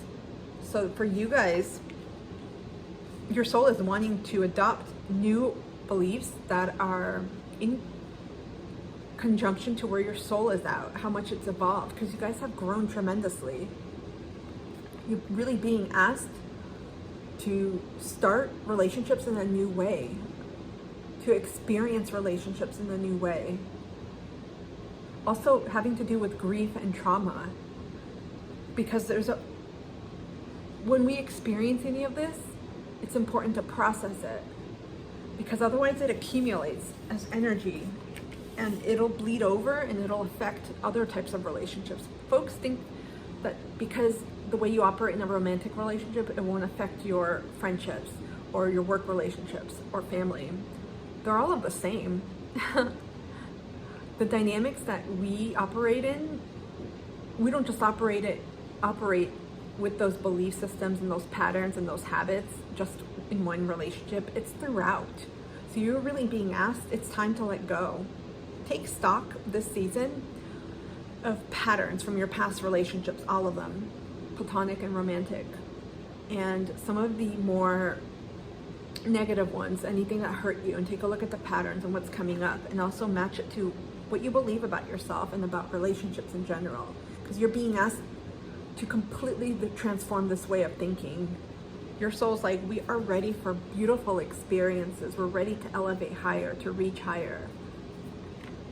And you're getting nuggets, because there's a lot of light, in essence, a lot of messages that are coming through to show you by being triggered, by having things repeat. It's almost like, okay, we're doing the repeat thing here. Pay attention carefully and figure out and feel into it, like what's different about this or what's the same. And with this Aries energy, this season, I feel like many of you are embarking on a completely new page in your book, but a new way of doing relationships, a new way of operating. You have and will be downloading a new system. Because this Tower card, especially with the Scorpionic energy, it's having you dig deep. Dig deep and clean all this shit out that's no longer relevant, that no longer applicable, and that you no longer want to operate in. Your soul is ready. This is like a rebirth. Because Aries is a very young energy, very adventurous as well, but also open to the new and willing to go out and do new things. I feel like a new cycle is coming for you in relationships, and the universe is preparing you this season by having you reassess, or rather assess, examine, and clean out all those belief systems. Because it's one thing when you keep changing friend groups or going into a new relationship, but if you operate in the same way, you're going to continue having those same patterns pop up. Okay, let's see what other messages the universe has for my Aquariuses. What else does the universe want my Aquariuses to know for the next 3 months? We have, with the Nine of Pentacles and the Fool card, starting and ending the tarot, I should say the tarot reading, it's wedged in between a lot of changes with the Seven and Three of Swords and the Tower card. So I feel like you will come out of this like a newborn baby. Because for me, the Fool card, it's 0. It's the first card in the journey in the tarot deck. You guys are rebirthing, completely letting go of how you have done relationships and also your belief systems with others. We have ascending the mountain, keep going forward, spiritual ascension. You guys are getting ready for a really huge, again, upgrade, a spiritual upgrade. And this is a new cycle that's beginning. And again, this is prevalent, and we can feel it with the eclipse energies. Look at all these mountains. You're getting ready to start a brand new journey. This is so similar to the Fool card. And there's nothing to be afraid, because I feel like you all have traversed mountains in your own life, in your own way, through your own experiences in different parts of your life with different people. So you're being asked, you're adopting a new way of doing relationships, a new way of looking at the world, new belief systems, again, a new operating system. And now you have, it's almost like a fresh new canvas, a fresh new start. You're going in for a brand new cycle. Keep going. This is the energy of Aries and Mars in general. What else do my Aquariuses need to know, please? Thank you. Oh, you got 2. Hold on. These cards are slippery. This is from the Awakened Soul. We have truth, vision.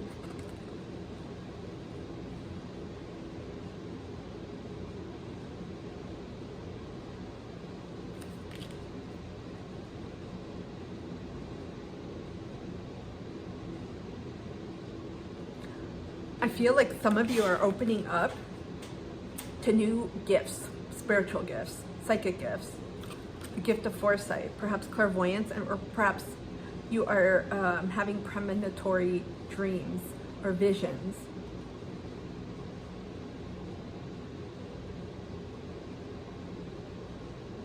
You're being asked to look beyond what you see, what you know now, because some of you may still be surrounded by, we'll just say, energies that are not exactly the ones you really want to hang out with or be around, and also belief systems.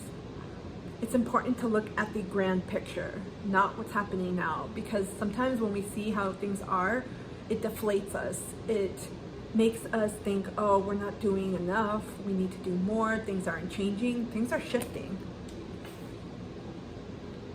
Before you know it, things are shifting really, really quickly. The thing is, you first have to acknowledge, oh, excuse me, my bracelet got tied. There's an element here of acknowledging the truth of where you're at, also seeing things for how they truly are. That's where the truth element comes in. Sometimes with people, we see them for how they want it, for how we want them to be. So this deception can also be not just from others, but also self-deception. So be careful of delusions of deceiving yourself into seeing someone through rose-colored glasses. That's a Neptunian type of effect, because that's only going to keep you in the same cycle. And from what I'm seeing here, you guys are being pushed to start a new cycle, a brand new cycle. You're going to have new folks, new energies coming in because of this shift in your belief system. As a result, get clear on what you want. This could be speaking not just to life goals and life in general, but also particularly since this is very relationship focused and your beliefs, get clear on what you want, because it's going to allow you to connect the dots and see, wait a minute, does this relationship fit to my vision, to what I want? No. Okay, something has to change. We quickly will get reality checks when we write down, without thinking of the people in our lives, okay, what am I looking for in a relationship? And you can separate it. This is what I'm looking for in a friendship. You know, integrity, honesty, reciprocity, kindness. We take turns making plans. We're there for each other. We check in.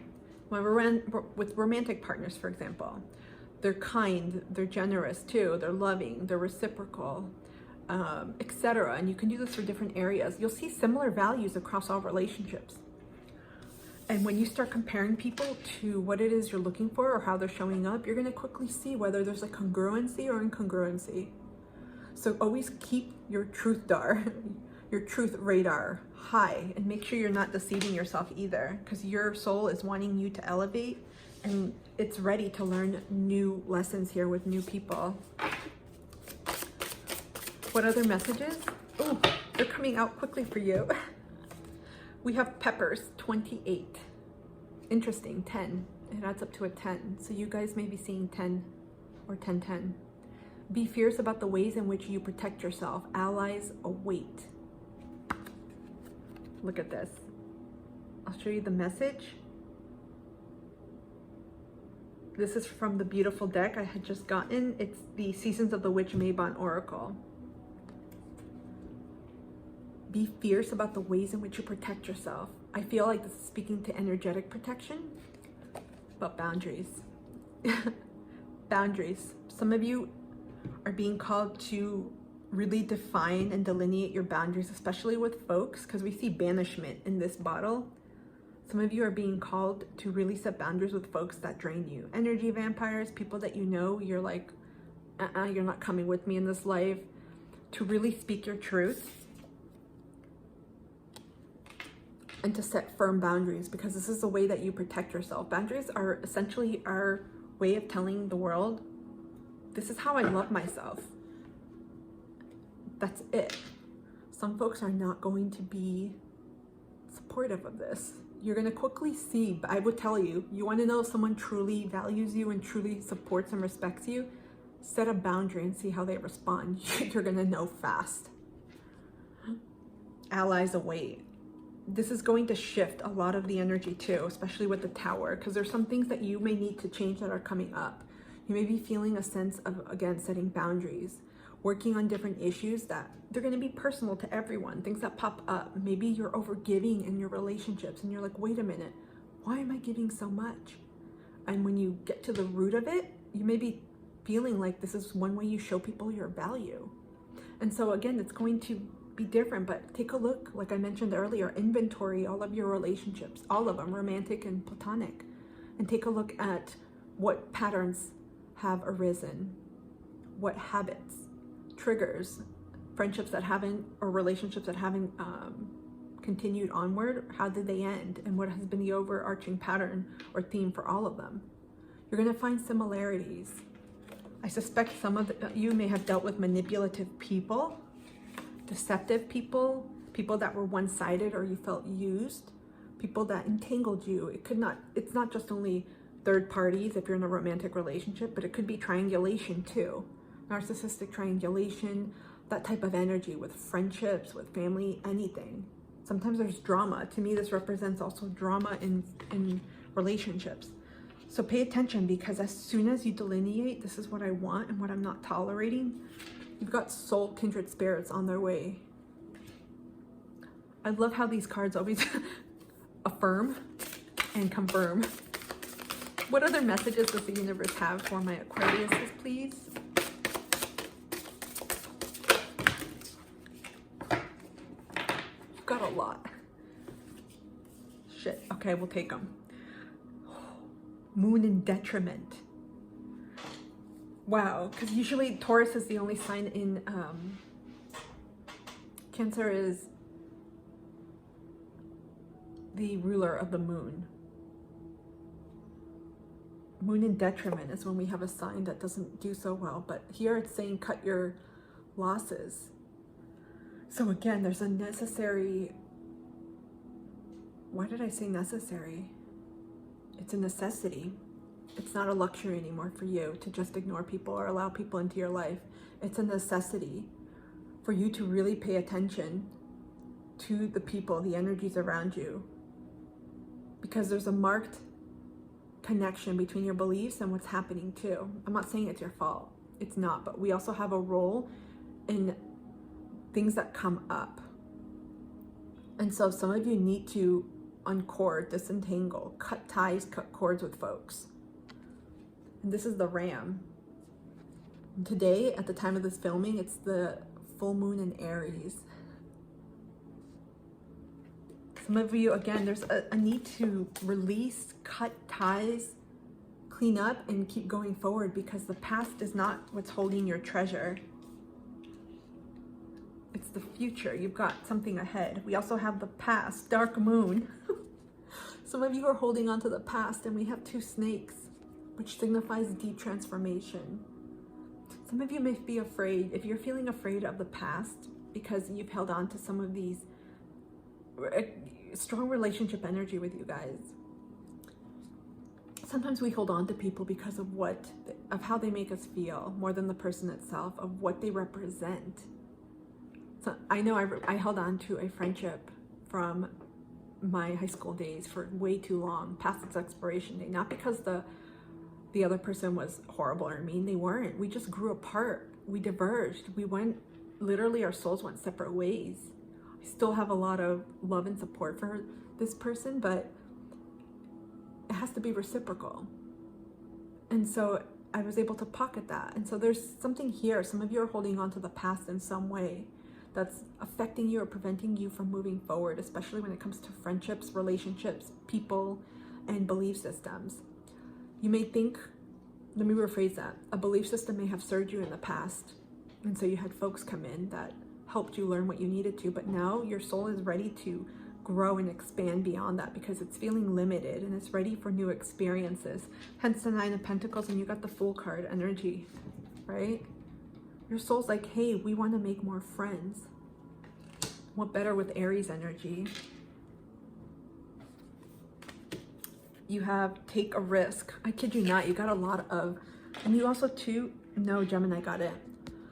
This is very much speaking to putting yourself out there, but this also means taking a risk in a way of transforming yourself and realigning yourself to the values that are really important to you. I'm getting really close to the camera. It's really important at this time during the next 3 months to really dig deep and think about what is important to you. What do you value in people and relationships? What characteristics? It's nothing to do with the looks. Like when you think of a friend, what comes up? Some of you, this is going to be the biggest change, leap of faith and courage that you take when it comes to letting go of people, especially the past. Cutting ties, walking away, no longer tolerating the same shit. We have higher power, moon goddess, and enchanted. Tap into your, it's not just higher self, I would say tap into what it is that you want, what we got earlier, like your vision. You see the lunation? Tap into what it is that you truly desire. Because when we know what we want, we're not going to put up with what we don't want. It's really that simple. And I think what complicates a lot of this are the emotions. You may think, oh, well, what if they come back? What if they say this? What if? We can't live in what ifs. We have to live in the now. So tap into your own inner magic here. Tap into your spiritual team, higher power, God, spirit, universe, source, whatever you believe.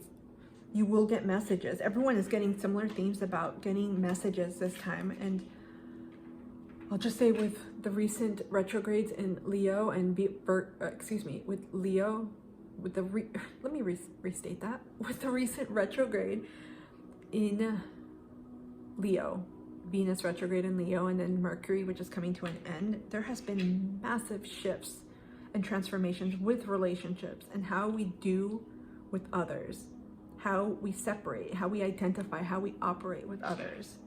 And with these upcoming eclipses, there's going to be even further changes, especially internally. I feel like you guys are feeling it. Some of you may benefit from working with lunar magic, with the lunation cycles, with new moons, especially the upcoming new moon in Libra, which focuses with, obviously it's on the Libra Aries axis. So that's all about relationships.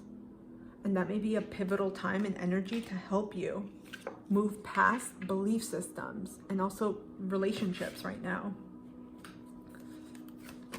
What else do my Aquariuses need to know, please? We have 30. Dream redirection. Redream the situation. You know, I've gotten some confluence of Neptunian energy here. So that may be especially marked in your natal chart. Or you could have other strong aspects to Neptune. I'm just getting it's dreamy, but it's more creative, and it's also, I wouldn't say worry, but it's also a little bit, the energy is a little bit of doubting yourself because you may be seeing something that's not really there. So be really careful, like I mentioned earlier, about illusions, about wanting to see things you wish were there, or hoping, like romanticizing people or how things really are, instead of really seeing things right now, not how you wish them to be in the future or how they were, but right now, like at this moment. Because that kills a lot of people. I'm not saying this in terms of death, but it kills their mindset, it kills their belief system, it kills their energy. It drains people. It's very, very draining to uphold someone on a pedestal, any relationship, any person, for what they could have been or what they will be, instead of who they really are. And so if some of you are fantasizing or reminiscing or getting nostalgic and thinking about how relationships were and how this person will be and how you know they're going to change, you're really being asked to get in touch with yourself, with the truth. You're being asked to see things right now for how they are. I feel like that may potentially be the tower moment. For some of you that may not be grasping this or having difficulty, things may happen where you're like, shit,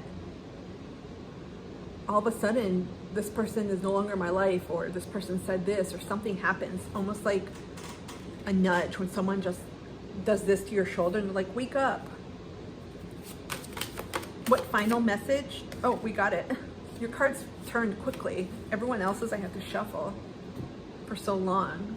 We have a message from Archangel, Sword of the Light Oracle. Archangel, excuse me, it's 3. Archangel Michael is with you now. Even though you can't see it, I am actively working on this situation. I am here and helping you. If any of you work with archangels, this is confirmation, especially if you work with Archangel Michael or if you asked, petitioned for assistance and support. Because Archangel Michael is one of strength, one of cutting cords, especially. You can ask for assistance to cut cords, to release you from situations, people, and belief systems that you know you're ready to move on from.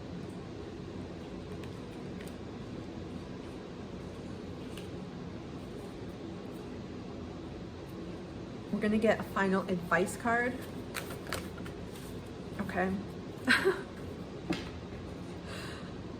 kid you not, you got 10 of Swords. Shut it down, end it, walk away, go towards the sun, the light, literally. For some of you, you know right now what you're experiencing with people, and I feel like it's more than one. And I feel like this is tied to your belief systems with relationships. You're being asked to surrender this and let it go. Strong energies here. It's time to remove this from your life. Ooh, cord moved. It's time to look ahead. This cycle has come to a completion, and unless, I'll just say, your soul has learned everything it needed to with these set of beliefs and with these people. I'm not saying at all that people in your life right now that they're going. No, you will know which relationships you are done with, you're ready to move on, and which you're feeling, you're like, this doesn't feel good anymore. That's what I'm talking about. I'm not talking about you're in a blissful marriage and it's going to, no, not that. If you're in a relationship right now and it feels good, continue it. But this is speaking to those relationships and set of beliefs where you're like, no, something's off here. I don't want to repeat this because this is what's going to happen. If you don't become aware of what's happening in these relationships and why they keep repeating, you're going to repeat these cycles again. Your soul's like, no, you have a lot of cutting away energy here. Right here. A lot of redirection. You're being asked, this is going to be a risk for yourself, taking a chance on yourself, right? Having faith in something bigger. And taking, it's like a leap of faith and knowing, you know what? I may have been friends with this one person for, who knows, 20 years. But I do know that where I am now in the season, I'm growing. I'm ready to move beyond this. Some of you have to close that door and not let it open, like not keep it open, because some of you are, I feel, in that energy of what if. Well, what if they reach out? What if she changes? What if he changes? All of that. And it's important not to. You have to see things for how they are. My Aquariuses, I hope this reading has helped. Thank you so much for being here. I will see you soon. Hi, my Pisces. Welcome to your fall equinox. Next 3 months reading for October, November, December. It is so good to see you and have you back. We are going to get right in and see what messages the universe has for you. We are going to be using tarot and oracle cards. Oh, crap. Hold on. Cards just fell. Let me pluck them in. A whole bunch just fell, like 20 of them. Okay. What messages does the universe have for my Cancers, please? What do they need to know for the next 3 months?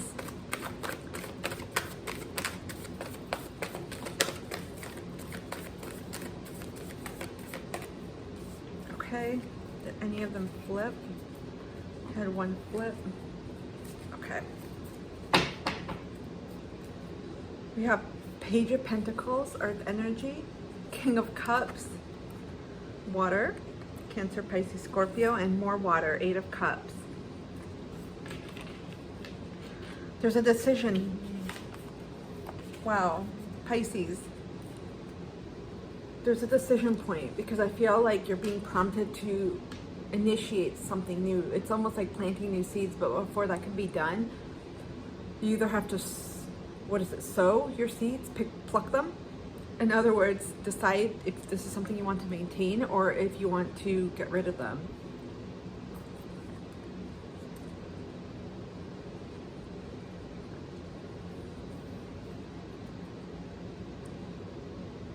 This has to do with your inner emotional stability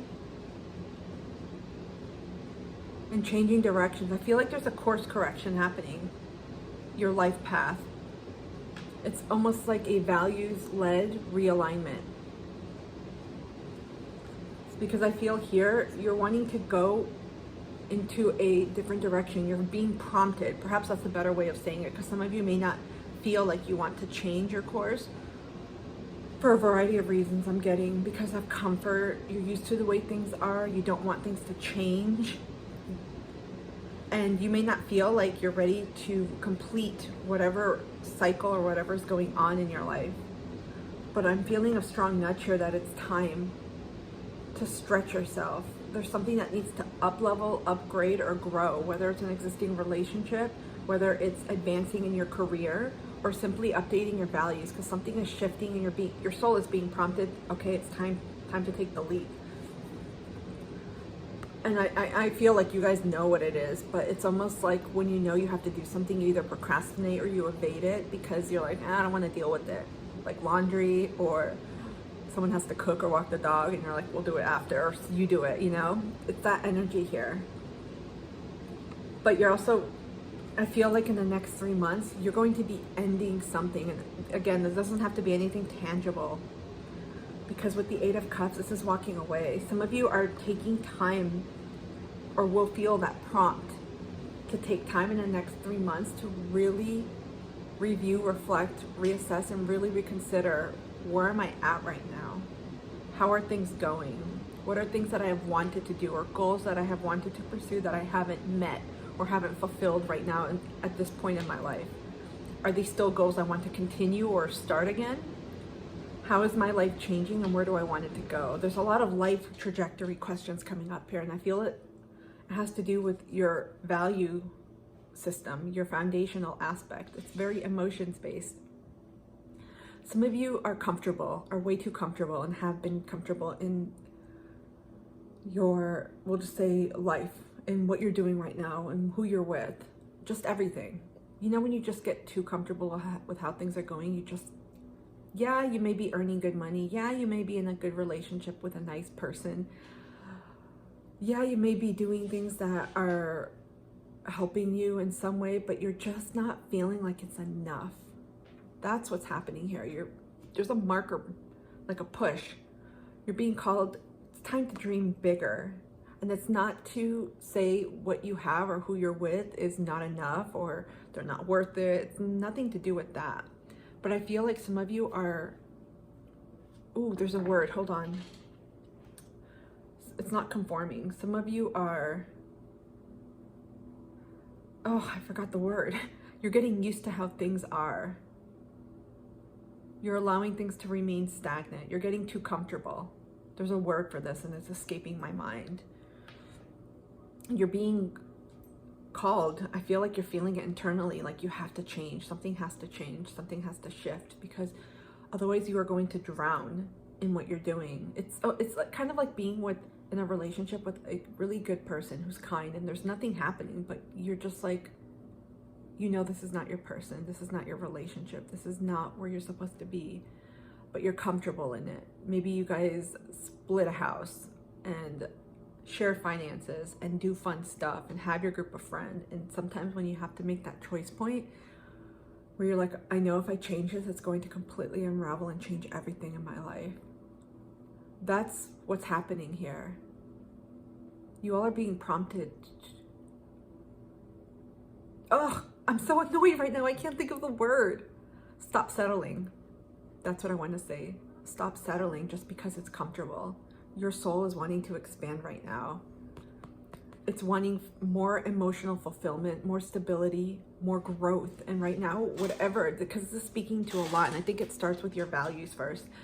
Updating and determining, do I still really value work or family or fitness, whatever it is? There's so many different values people could have, because that's going to absolutely illuminate for you.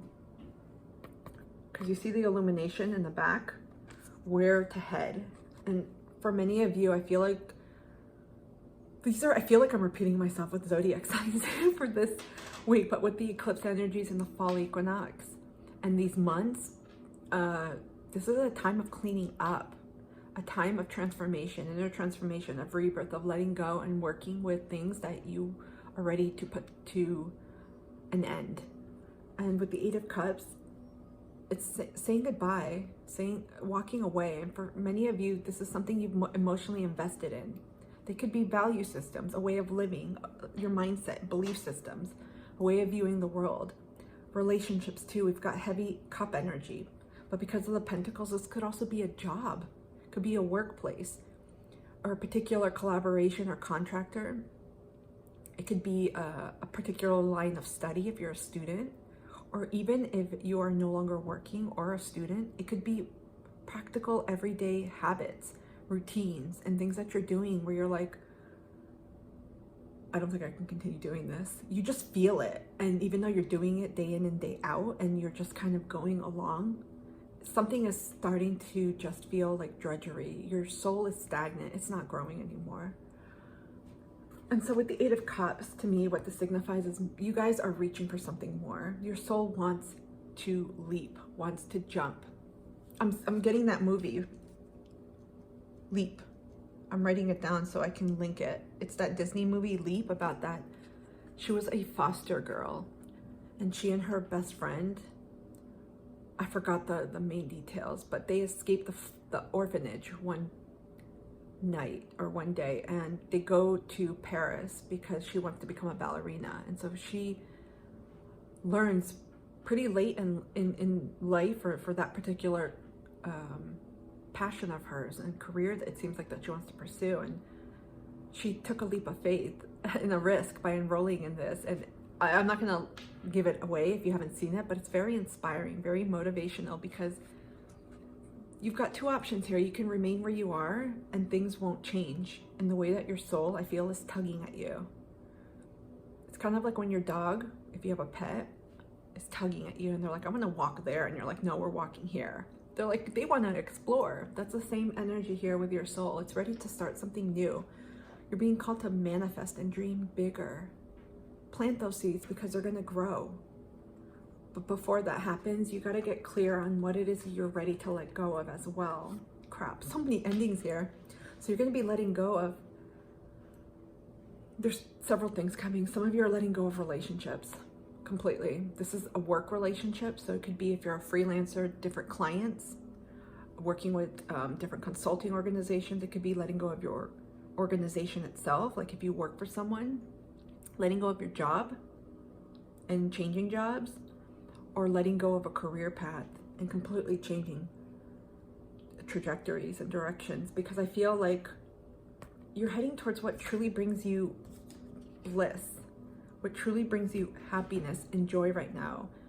And it's about getting re-excited. The season is about getting re-excited for life again, for finding that zest. I'm getting lemons right now. When you cut citrus in general and lemons, it feels fresh. There's something clean about it, invigorating, right? Energetic. And most often, folks that are into aromatherapy and scent stuff, what do they call them? Aromatics? The smelly things? Orange, lemon, they tend to invigorate you, especially if you use them in the shower or hand soaps or products or even in your food. It adds a little zing to it. That's what I feel is happening here.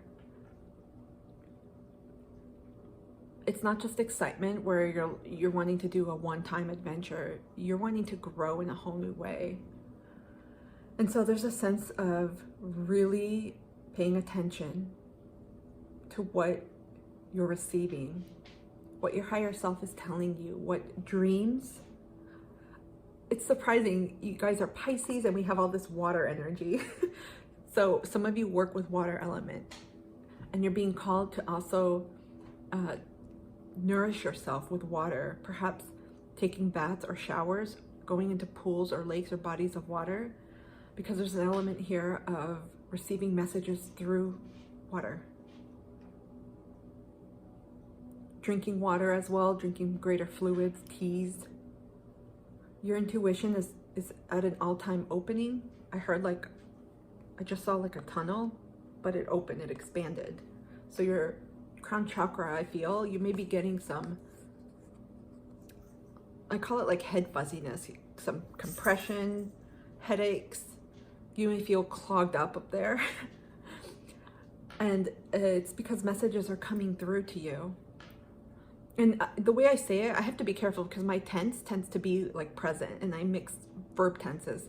This is going to happen on different timelines for different folks. And because this is a 3-month ahead reading, it's going to happen throughout the season. So it's not just today or whenever you see this, but I feel like messages are coming through, and I also feel like you've been ignoring them. So you're also being asked to tap into your intuition and be open into anything that you're feeling. And I feel like many of you are going to receive this clarity, especially when you connect to the element of water. There's something soothing about it. It could also be around fishes, like aquariums, where you see them. So if you can't go into or near a body of water, connect with fish through the computer. You know, where people have like aquariums, videos of aquariums or fishes and things like that. Connect in that way because it brings a sense of peace. And it, to me, when I'm seeing it, it's almost like softening up. It just allows you to be more receptive to the energies, to the intuitive downloads and messages that are coming through your crown chakra. I sense a little bit of stubbornness, so be careful, because right now, just because you receive messages doesn't mean you have to make a decision or do anything. But in order to be aware and to know the turning point in the direction you're going towards, which is towards this next phase of your life, of this chapter of your life, you have to be aware and see things. So it's about awareness coming up. Wow.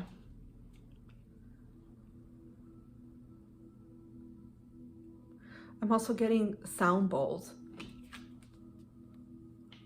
Sound music, sound bowls, sound healing. They have a bunch of beautiful ones on YouTube.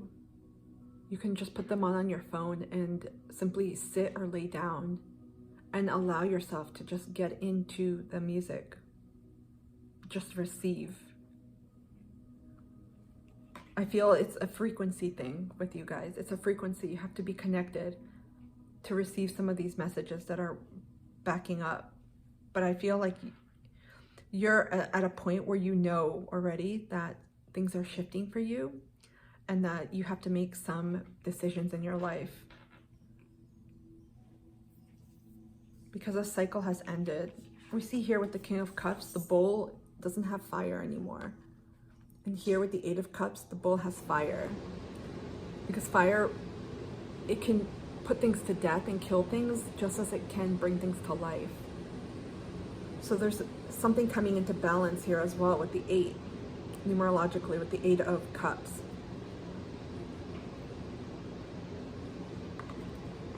Literally, balance. Okay, let's take a look and see what other messages the universe has for my Pisces. What else do they need to know for the next 3 months, please?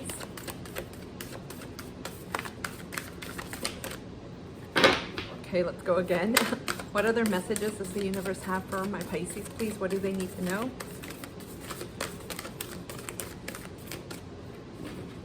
One more time, and then I'm going to pick.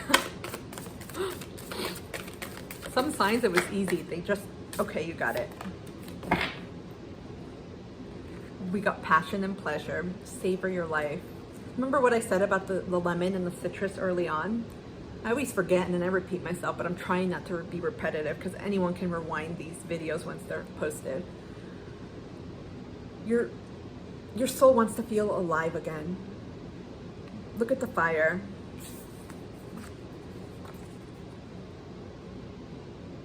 Oh, I just heard the song and it's coming into play now. Eternal Flame.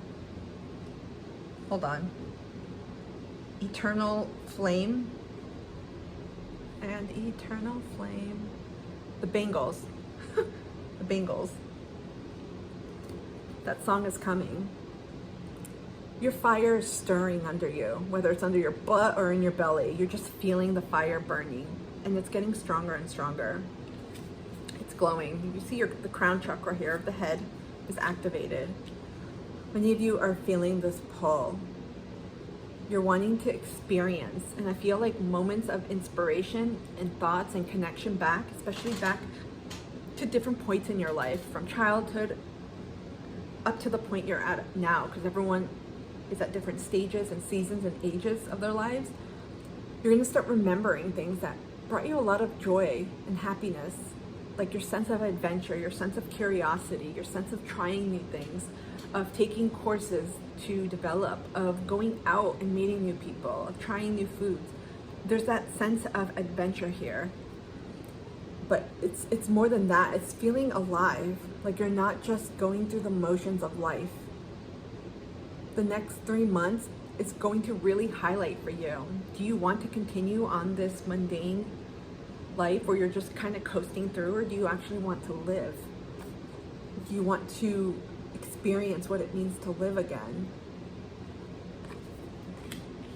So there's a need for incorporating more things, but it's also, I feel like I'm getting a freedom of expression of your soul, of not just expressing yourself, but also allocating that time and energy to incorporate that expression into your life, whether it's a hobby, a pastime, an endeavor, changing your job and actually taking the leap to pursue something, whether it's going back to school, taking a course, changing careers, changing jobs, changing organizations, volunteering, meeting a new community of people. It's very different right now for so many people because of all the different stages that you're at.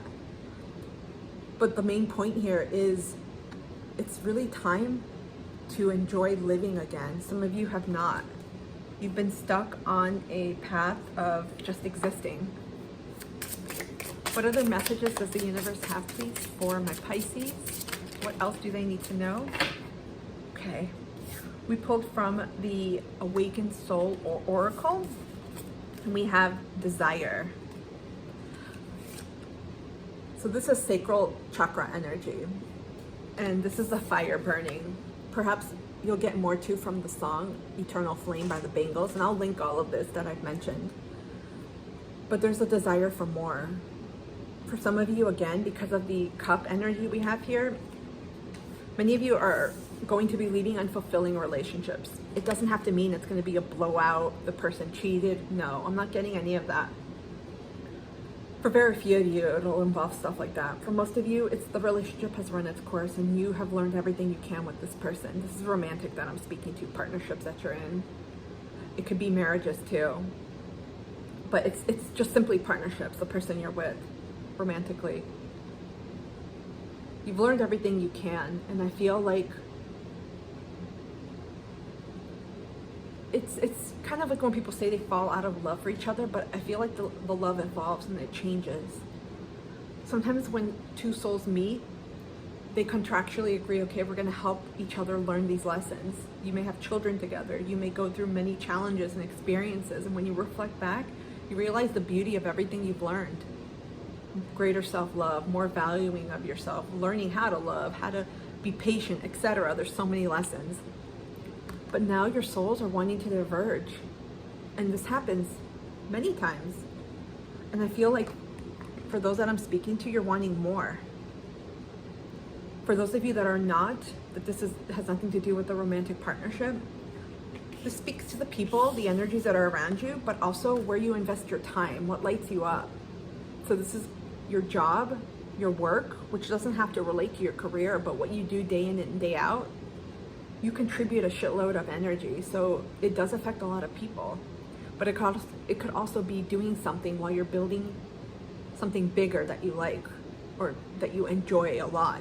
It could be, again, like a side hustle, a project, like writing a book or creating your own podcast or YouTube channel or blog.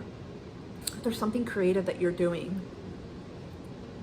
So again, there's a lot of stuff that I'm getting, a lot of messages here about relationships ending, jobs, careers, and something has to break. You guys want more. Your soul is wanting, I keep getting like roar, like the tiger. I'm seeing that box of cereal with the tiger, Tony the Tiger, I think. Frosted Flakes. The blue box with the tiger. You're wanting to feel alive, to feel the fire again. This is what's calling you, and you may be getting sacral chakra activations where now you're just getting an itch and you're like, oh, I gotta get out of this box that I've been in for so long. I have to expand. You have grounding.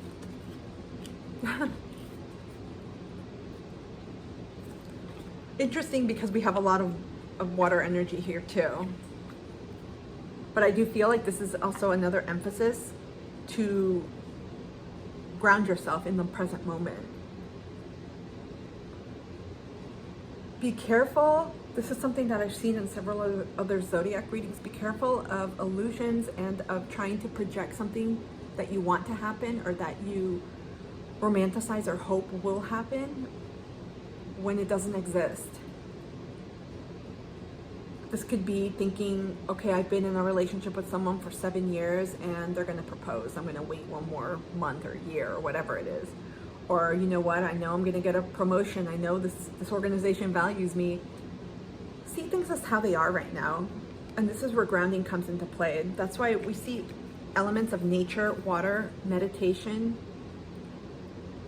getting back into nature, but it's simply allowing yourself to be in the present. So connect to something that you enjoy doing that helps you clear your mind. For some folks, it's meditation. For others, it's taking a walk. For others, it's baking. Others, it's swimming. You've got a lot of water here. Fishing. We have a boat here. Or boating. Or earthing. Putting your feet on the earth in some way. And we have it here too with the person. I always thought this was the beach, but it looks like sand. Excuse me, grass. But it could be earthing through the sand or grass. It's going to allow you to actually root yourself right now and be conscious of what's happening at this moment in my life. Not projections, not dreams, not anything in the future with people. This is also going to help plant what it is that you want to create and essentially plant those seeds for what you're going towards as well. Because some of you may have so many dreams, and I feel like, you know, when you are in relationships and in jobs and you find yourself daydreaming, you're like, I've been with this person for 7 years. I keep getting a lot of energy about romantic relationships. So I feel like a lot of you are dealing with that too right now and will be in this season. But when you're in a romantic relationship, you may be daydreaming. You're like, oh, I can't wait to get married, especially if you've been with someone for so long, or I can't wait to take it to the next level of commitment, whether it's moving in, having children, expanding homes, whatever it is. It's gonna be different for everyone. You start daydreaming, but there's no actualization of that dream itself. Like, it's just in your head. There's a disconnect here. The same thing with, I'm getting work, career, passions. You have a lot coming in, a lot of inspiration, a lot of ideas, a lot of things, you know, it'd be cool to try out for that managerial position, for example. Or maybe I'm feeling called to change careers or take this course. I don't know why. But it's almost like you're just talking to yourself in your head. It's a dream state. And so it's also important, I feel the need to say this, to actualize that. In other words, start taking steps towards it. Baby steps. Because I feel for some of you, this is not going to happen in 1 week where you're going to be like, yep, dropping the job, dropping the relationships that don't serve me. Poof. By Monday, I'll have everything set. This is usually a gradual process.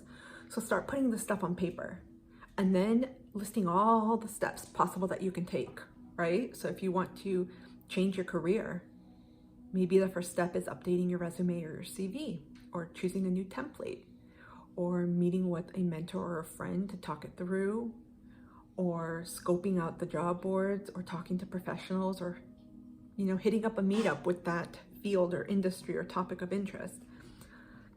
get it out of your head and in the dream state. It's like a Neptunian influence. So some of you may have really strong Neptunian aspects.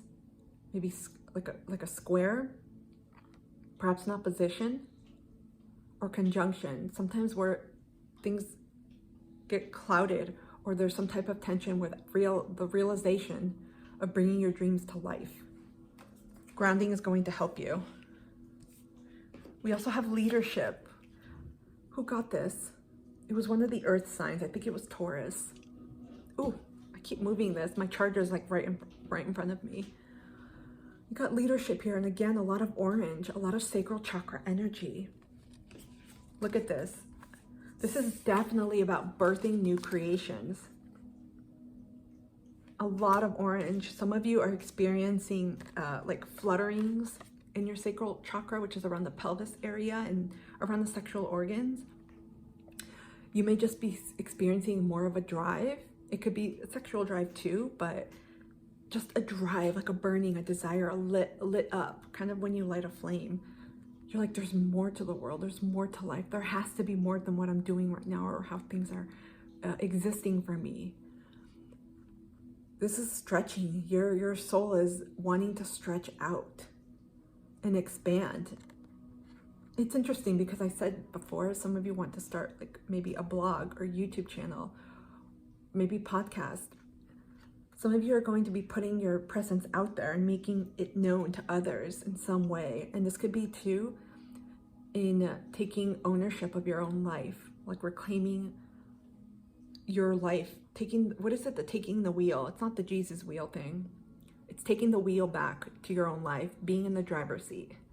Instead of letting life lead you, you're going to direct life. And it's not saying you're going to be a controlling person and you're going to try to control everything. No, but it's actually taking an action-oriented response to life. Instead of saying, yeah, I have a good relationship or a good job and it pays well. You're like, you know what? This isn't enough. I want more. I actually want to find meaning in my work. I want to feel excited and passionate in my relationship again, or whatever it is, travel more, learn. There's a zest coming up in here. And I feel like speaking your truth, because you got a lot of blue as well, which speaks to the throat chakra. Expressing your emotions, whether it's to others, yourself, and simply acknowledging it. This is like a royal blue. It almost looks purple, but this is purple. From the light, it looks purple, but it's a royal blue. Could be indigo. Anyways, I just feel like you're finally ready to take ownership of your life. And this is going to look in different areas of your life too. Maybe taking ownership in your career and finally saying, I'm going for that promotion. I'm going to ask for that raise. I am ready to start my own business. It's that type of energy. It's bossing up, but in a way where you're taking accountability for your life and not letting life pass you by. Okay, what other messages does the universe have for my Cancers, please? Oh, Pisces. I said Cancers. Some of you may be dealing with Cancers. Or you may have prominent placements in Cancer. Because we have that with the King of Cups here. What other messages for my Pisces, please, for the next 3 months? Okay.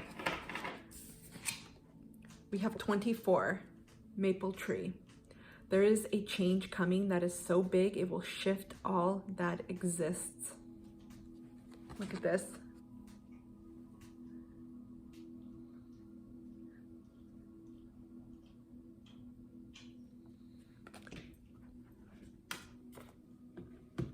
Big shifts coming.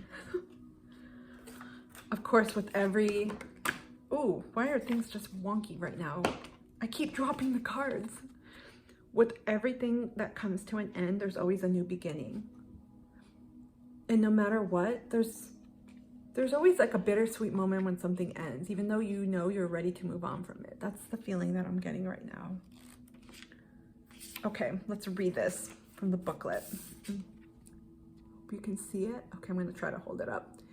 Your higher self chose this card because it is a gloriously happy one that brings with it much improved circumstances and bliss. When you receive Maple Tree, you can expect dramatic change, good fortune, and a positive resolution to your situation. It may feel like the universe is shining down on you and offering an unusual amount of good luck and well wishes. Take advantage of this happy energy while you can. Now is a good time to focus on taking action and manifesting dreams. I said that earlier about where's that balancing person? Reaching higher, dreaming more, manifesting these things and putting them into action. Now is a good time to focus on taking action and manifesting dreams. If you have felt stagnant, receiving this card is a sign that your situation will begin to move forward and will resolve in your favor. Be on the lookout for different or increased opportunities. A financial windfall, meeting someone new who has great potential to be more, a sudden revival of a relationship or career, or a greater sense of confidence, strength, and creative expression. This card also serves as a yes and is your confirmation that the path you have inquired about is the right one to take. Yes.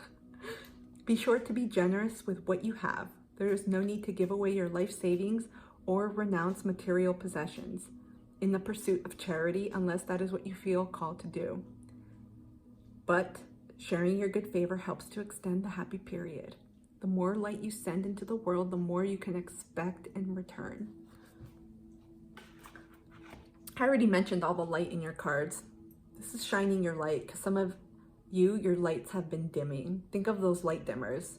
You know, when you touch them, or the touch ones, they get lighter. And I think because it has to do with the stagnancy and simply getting comfortable and settling for what has been happening in your life, which happens to everyone. This is so exciting. What other messages does the universe have for my Pisces, please?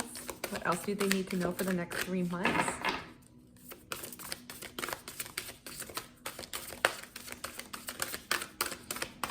Let's try this. Ooh, yes. We got moon memories, the past. Look at that. I feel the strong need to say the past can help inform your present and also your future, right? Take the lessons that you've learned and what you've experienced to foment positive solutions forward, to allow you to move forward. Don't get stuck in the past.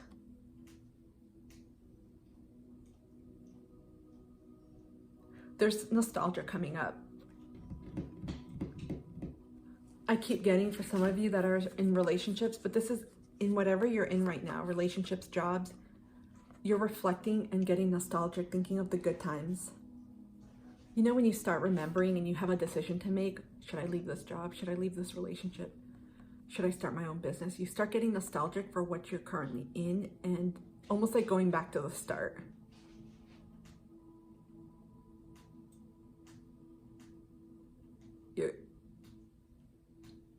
You may start revisiting different phases of that, and almost, I see it two ways. It's creating either self-doubt for you, or it's making you doubt whether or not the decision that you've chosen is the right one, or it's allowing you to reflect.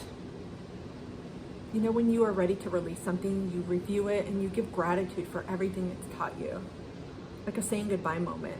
That's another way that I'm seeing this come through. So you have the power, right?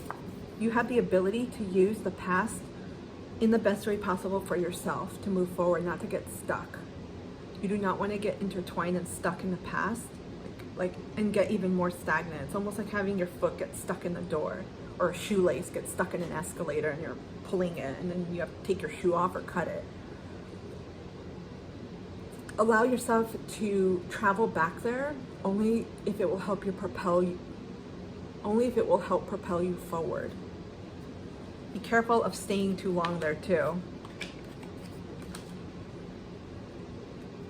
Okay, what other messages does the universe have, please, for my Pisces?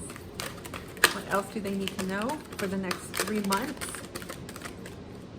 We're pulling from the Hero's Journey Oracle. Okie dokes, one just flew and we got 28, won't believe this, Ocean of Emotion, Find a safe place to express your true feelings. And I mentioned already the shitload of water you had here. Holy smokes.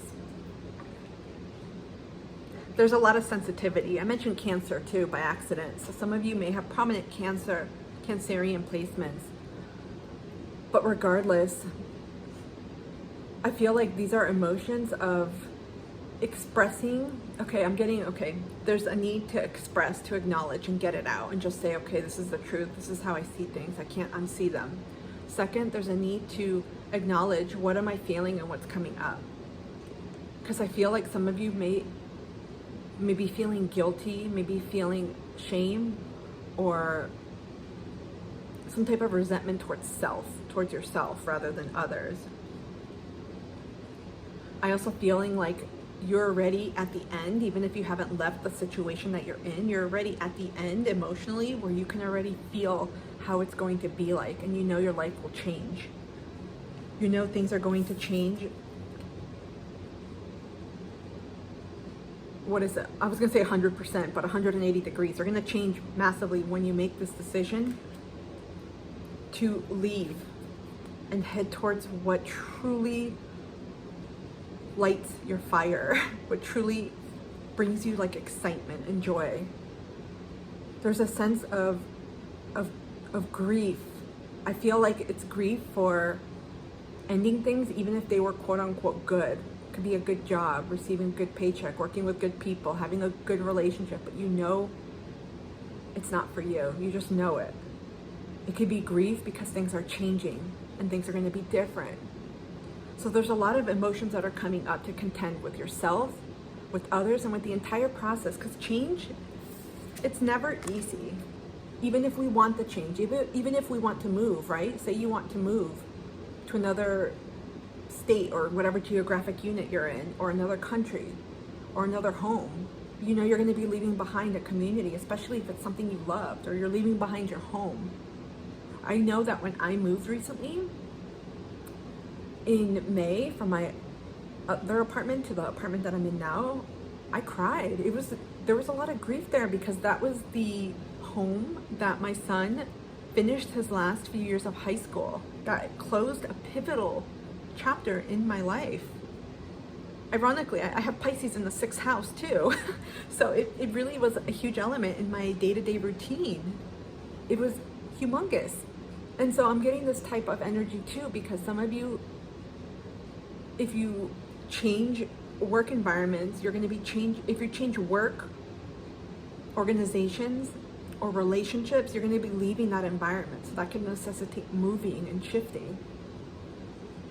So there's a need here to, again, allow yourself to feel, allow yourself to express this emotion, allow whatever comes up to come up.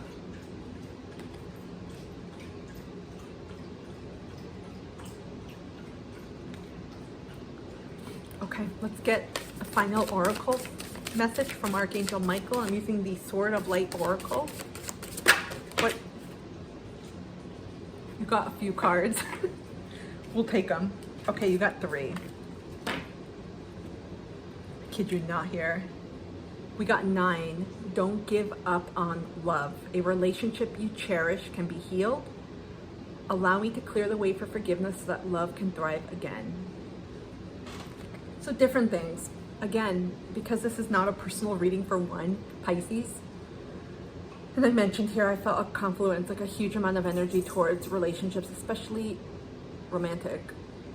Some of you will be working through, and perhaps this is why we feel a lot of emotions coming up here. We'll be working on leaving behind a way of being in a relationship.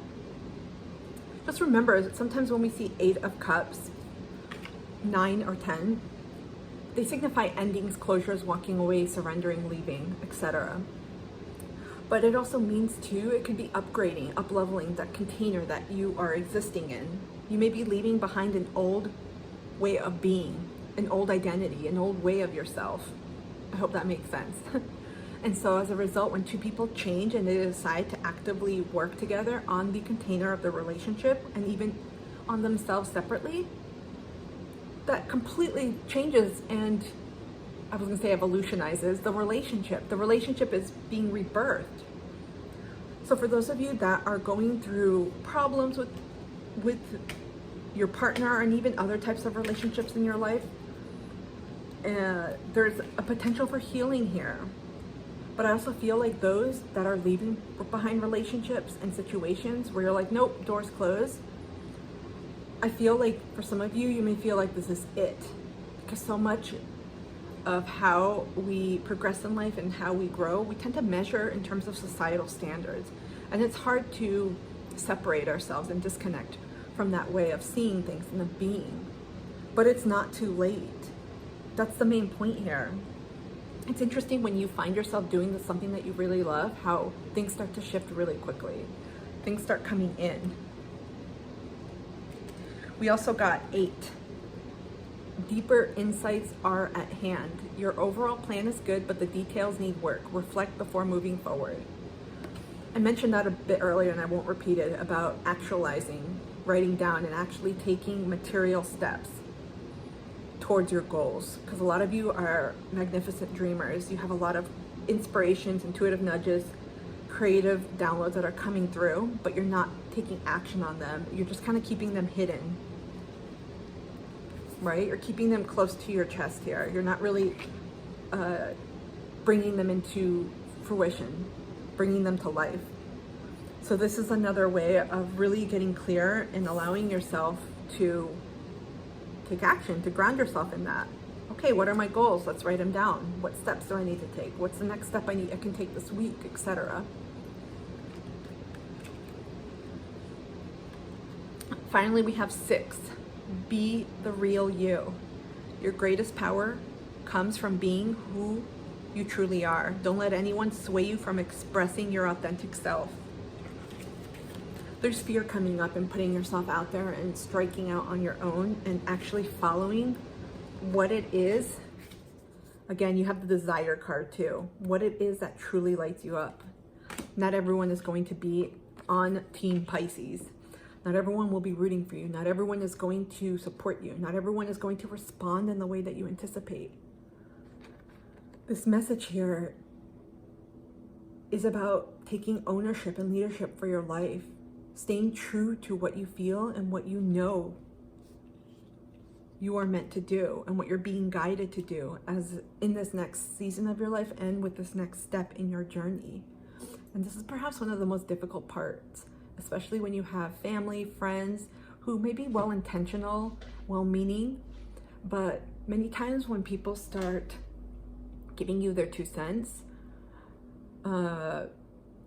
they project. And a lot of times that has to do with their loss of their own realizations that never came to fruition. Some people don't have the ability to act on their dreams. Some people are scared, there's fear. And this is taking note of, be who you are. Don't be afraid to say, you know what, so what? You don't agree with it? Oh well, it's not your life. This is about embracing all elements of the rainbow here. And I'm talking about all different multidimensional aspects of who you are. Because as soon as you align to what you truly value and what matters to you, everything else starts falling into place. And the important thing here is, again, not everyone is going to be in line with that, and that's okay. What matters is that you are. Holy smokes, I can already sense this is an extremely deep level of breaking fears, breaking illusions, releasing stagnancy, breaking away. I'm hearing that song. Break away. Do, do, do, do. Kelly Clarkson. I'm not gonna sing it, I promise. Something about learn how to fly. Do, do, do, do, do, do, do, do, do. Fly away. Something about a bird. No, I don't know the lyrics because I'm getting them in snippets right now. This is about breaking away from what you may have adhered to that helped you in the season and the cycle that's coming to an end. But you're like, nope. It's actually time that I start listening to my inner voice and to the fire that's within me and to heed what it is that I'm feeling and what's coming to me. My Pisces, I hope this helped. And I hope you got confirmation and validation for your journey. I'd love to hear your comments down below. Thank you so much for being here, and I will see you soon.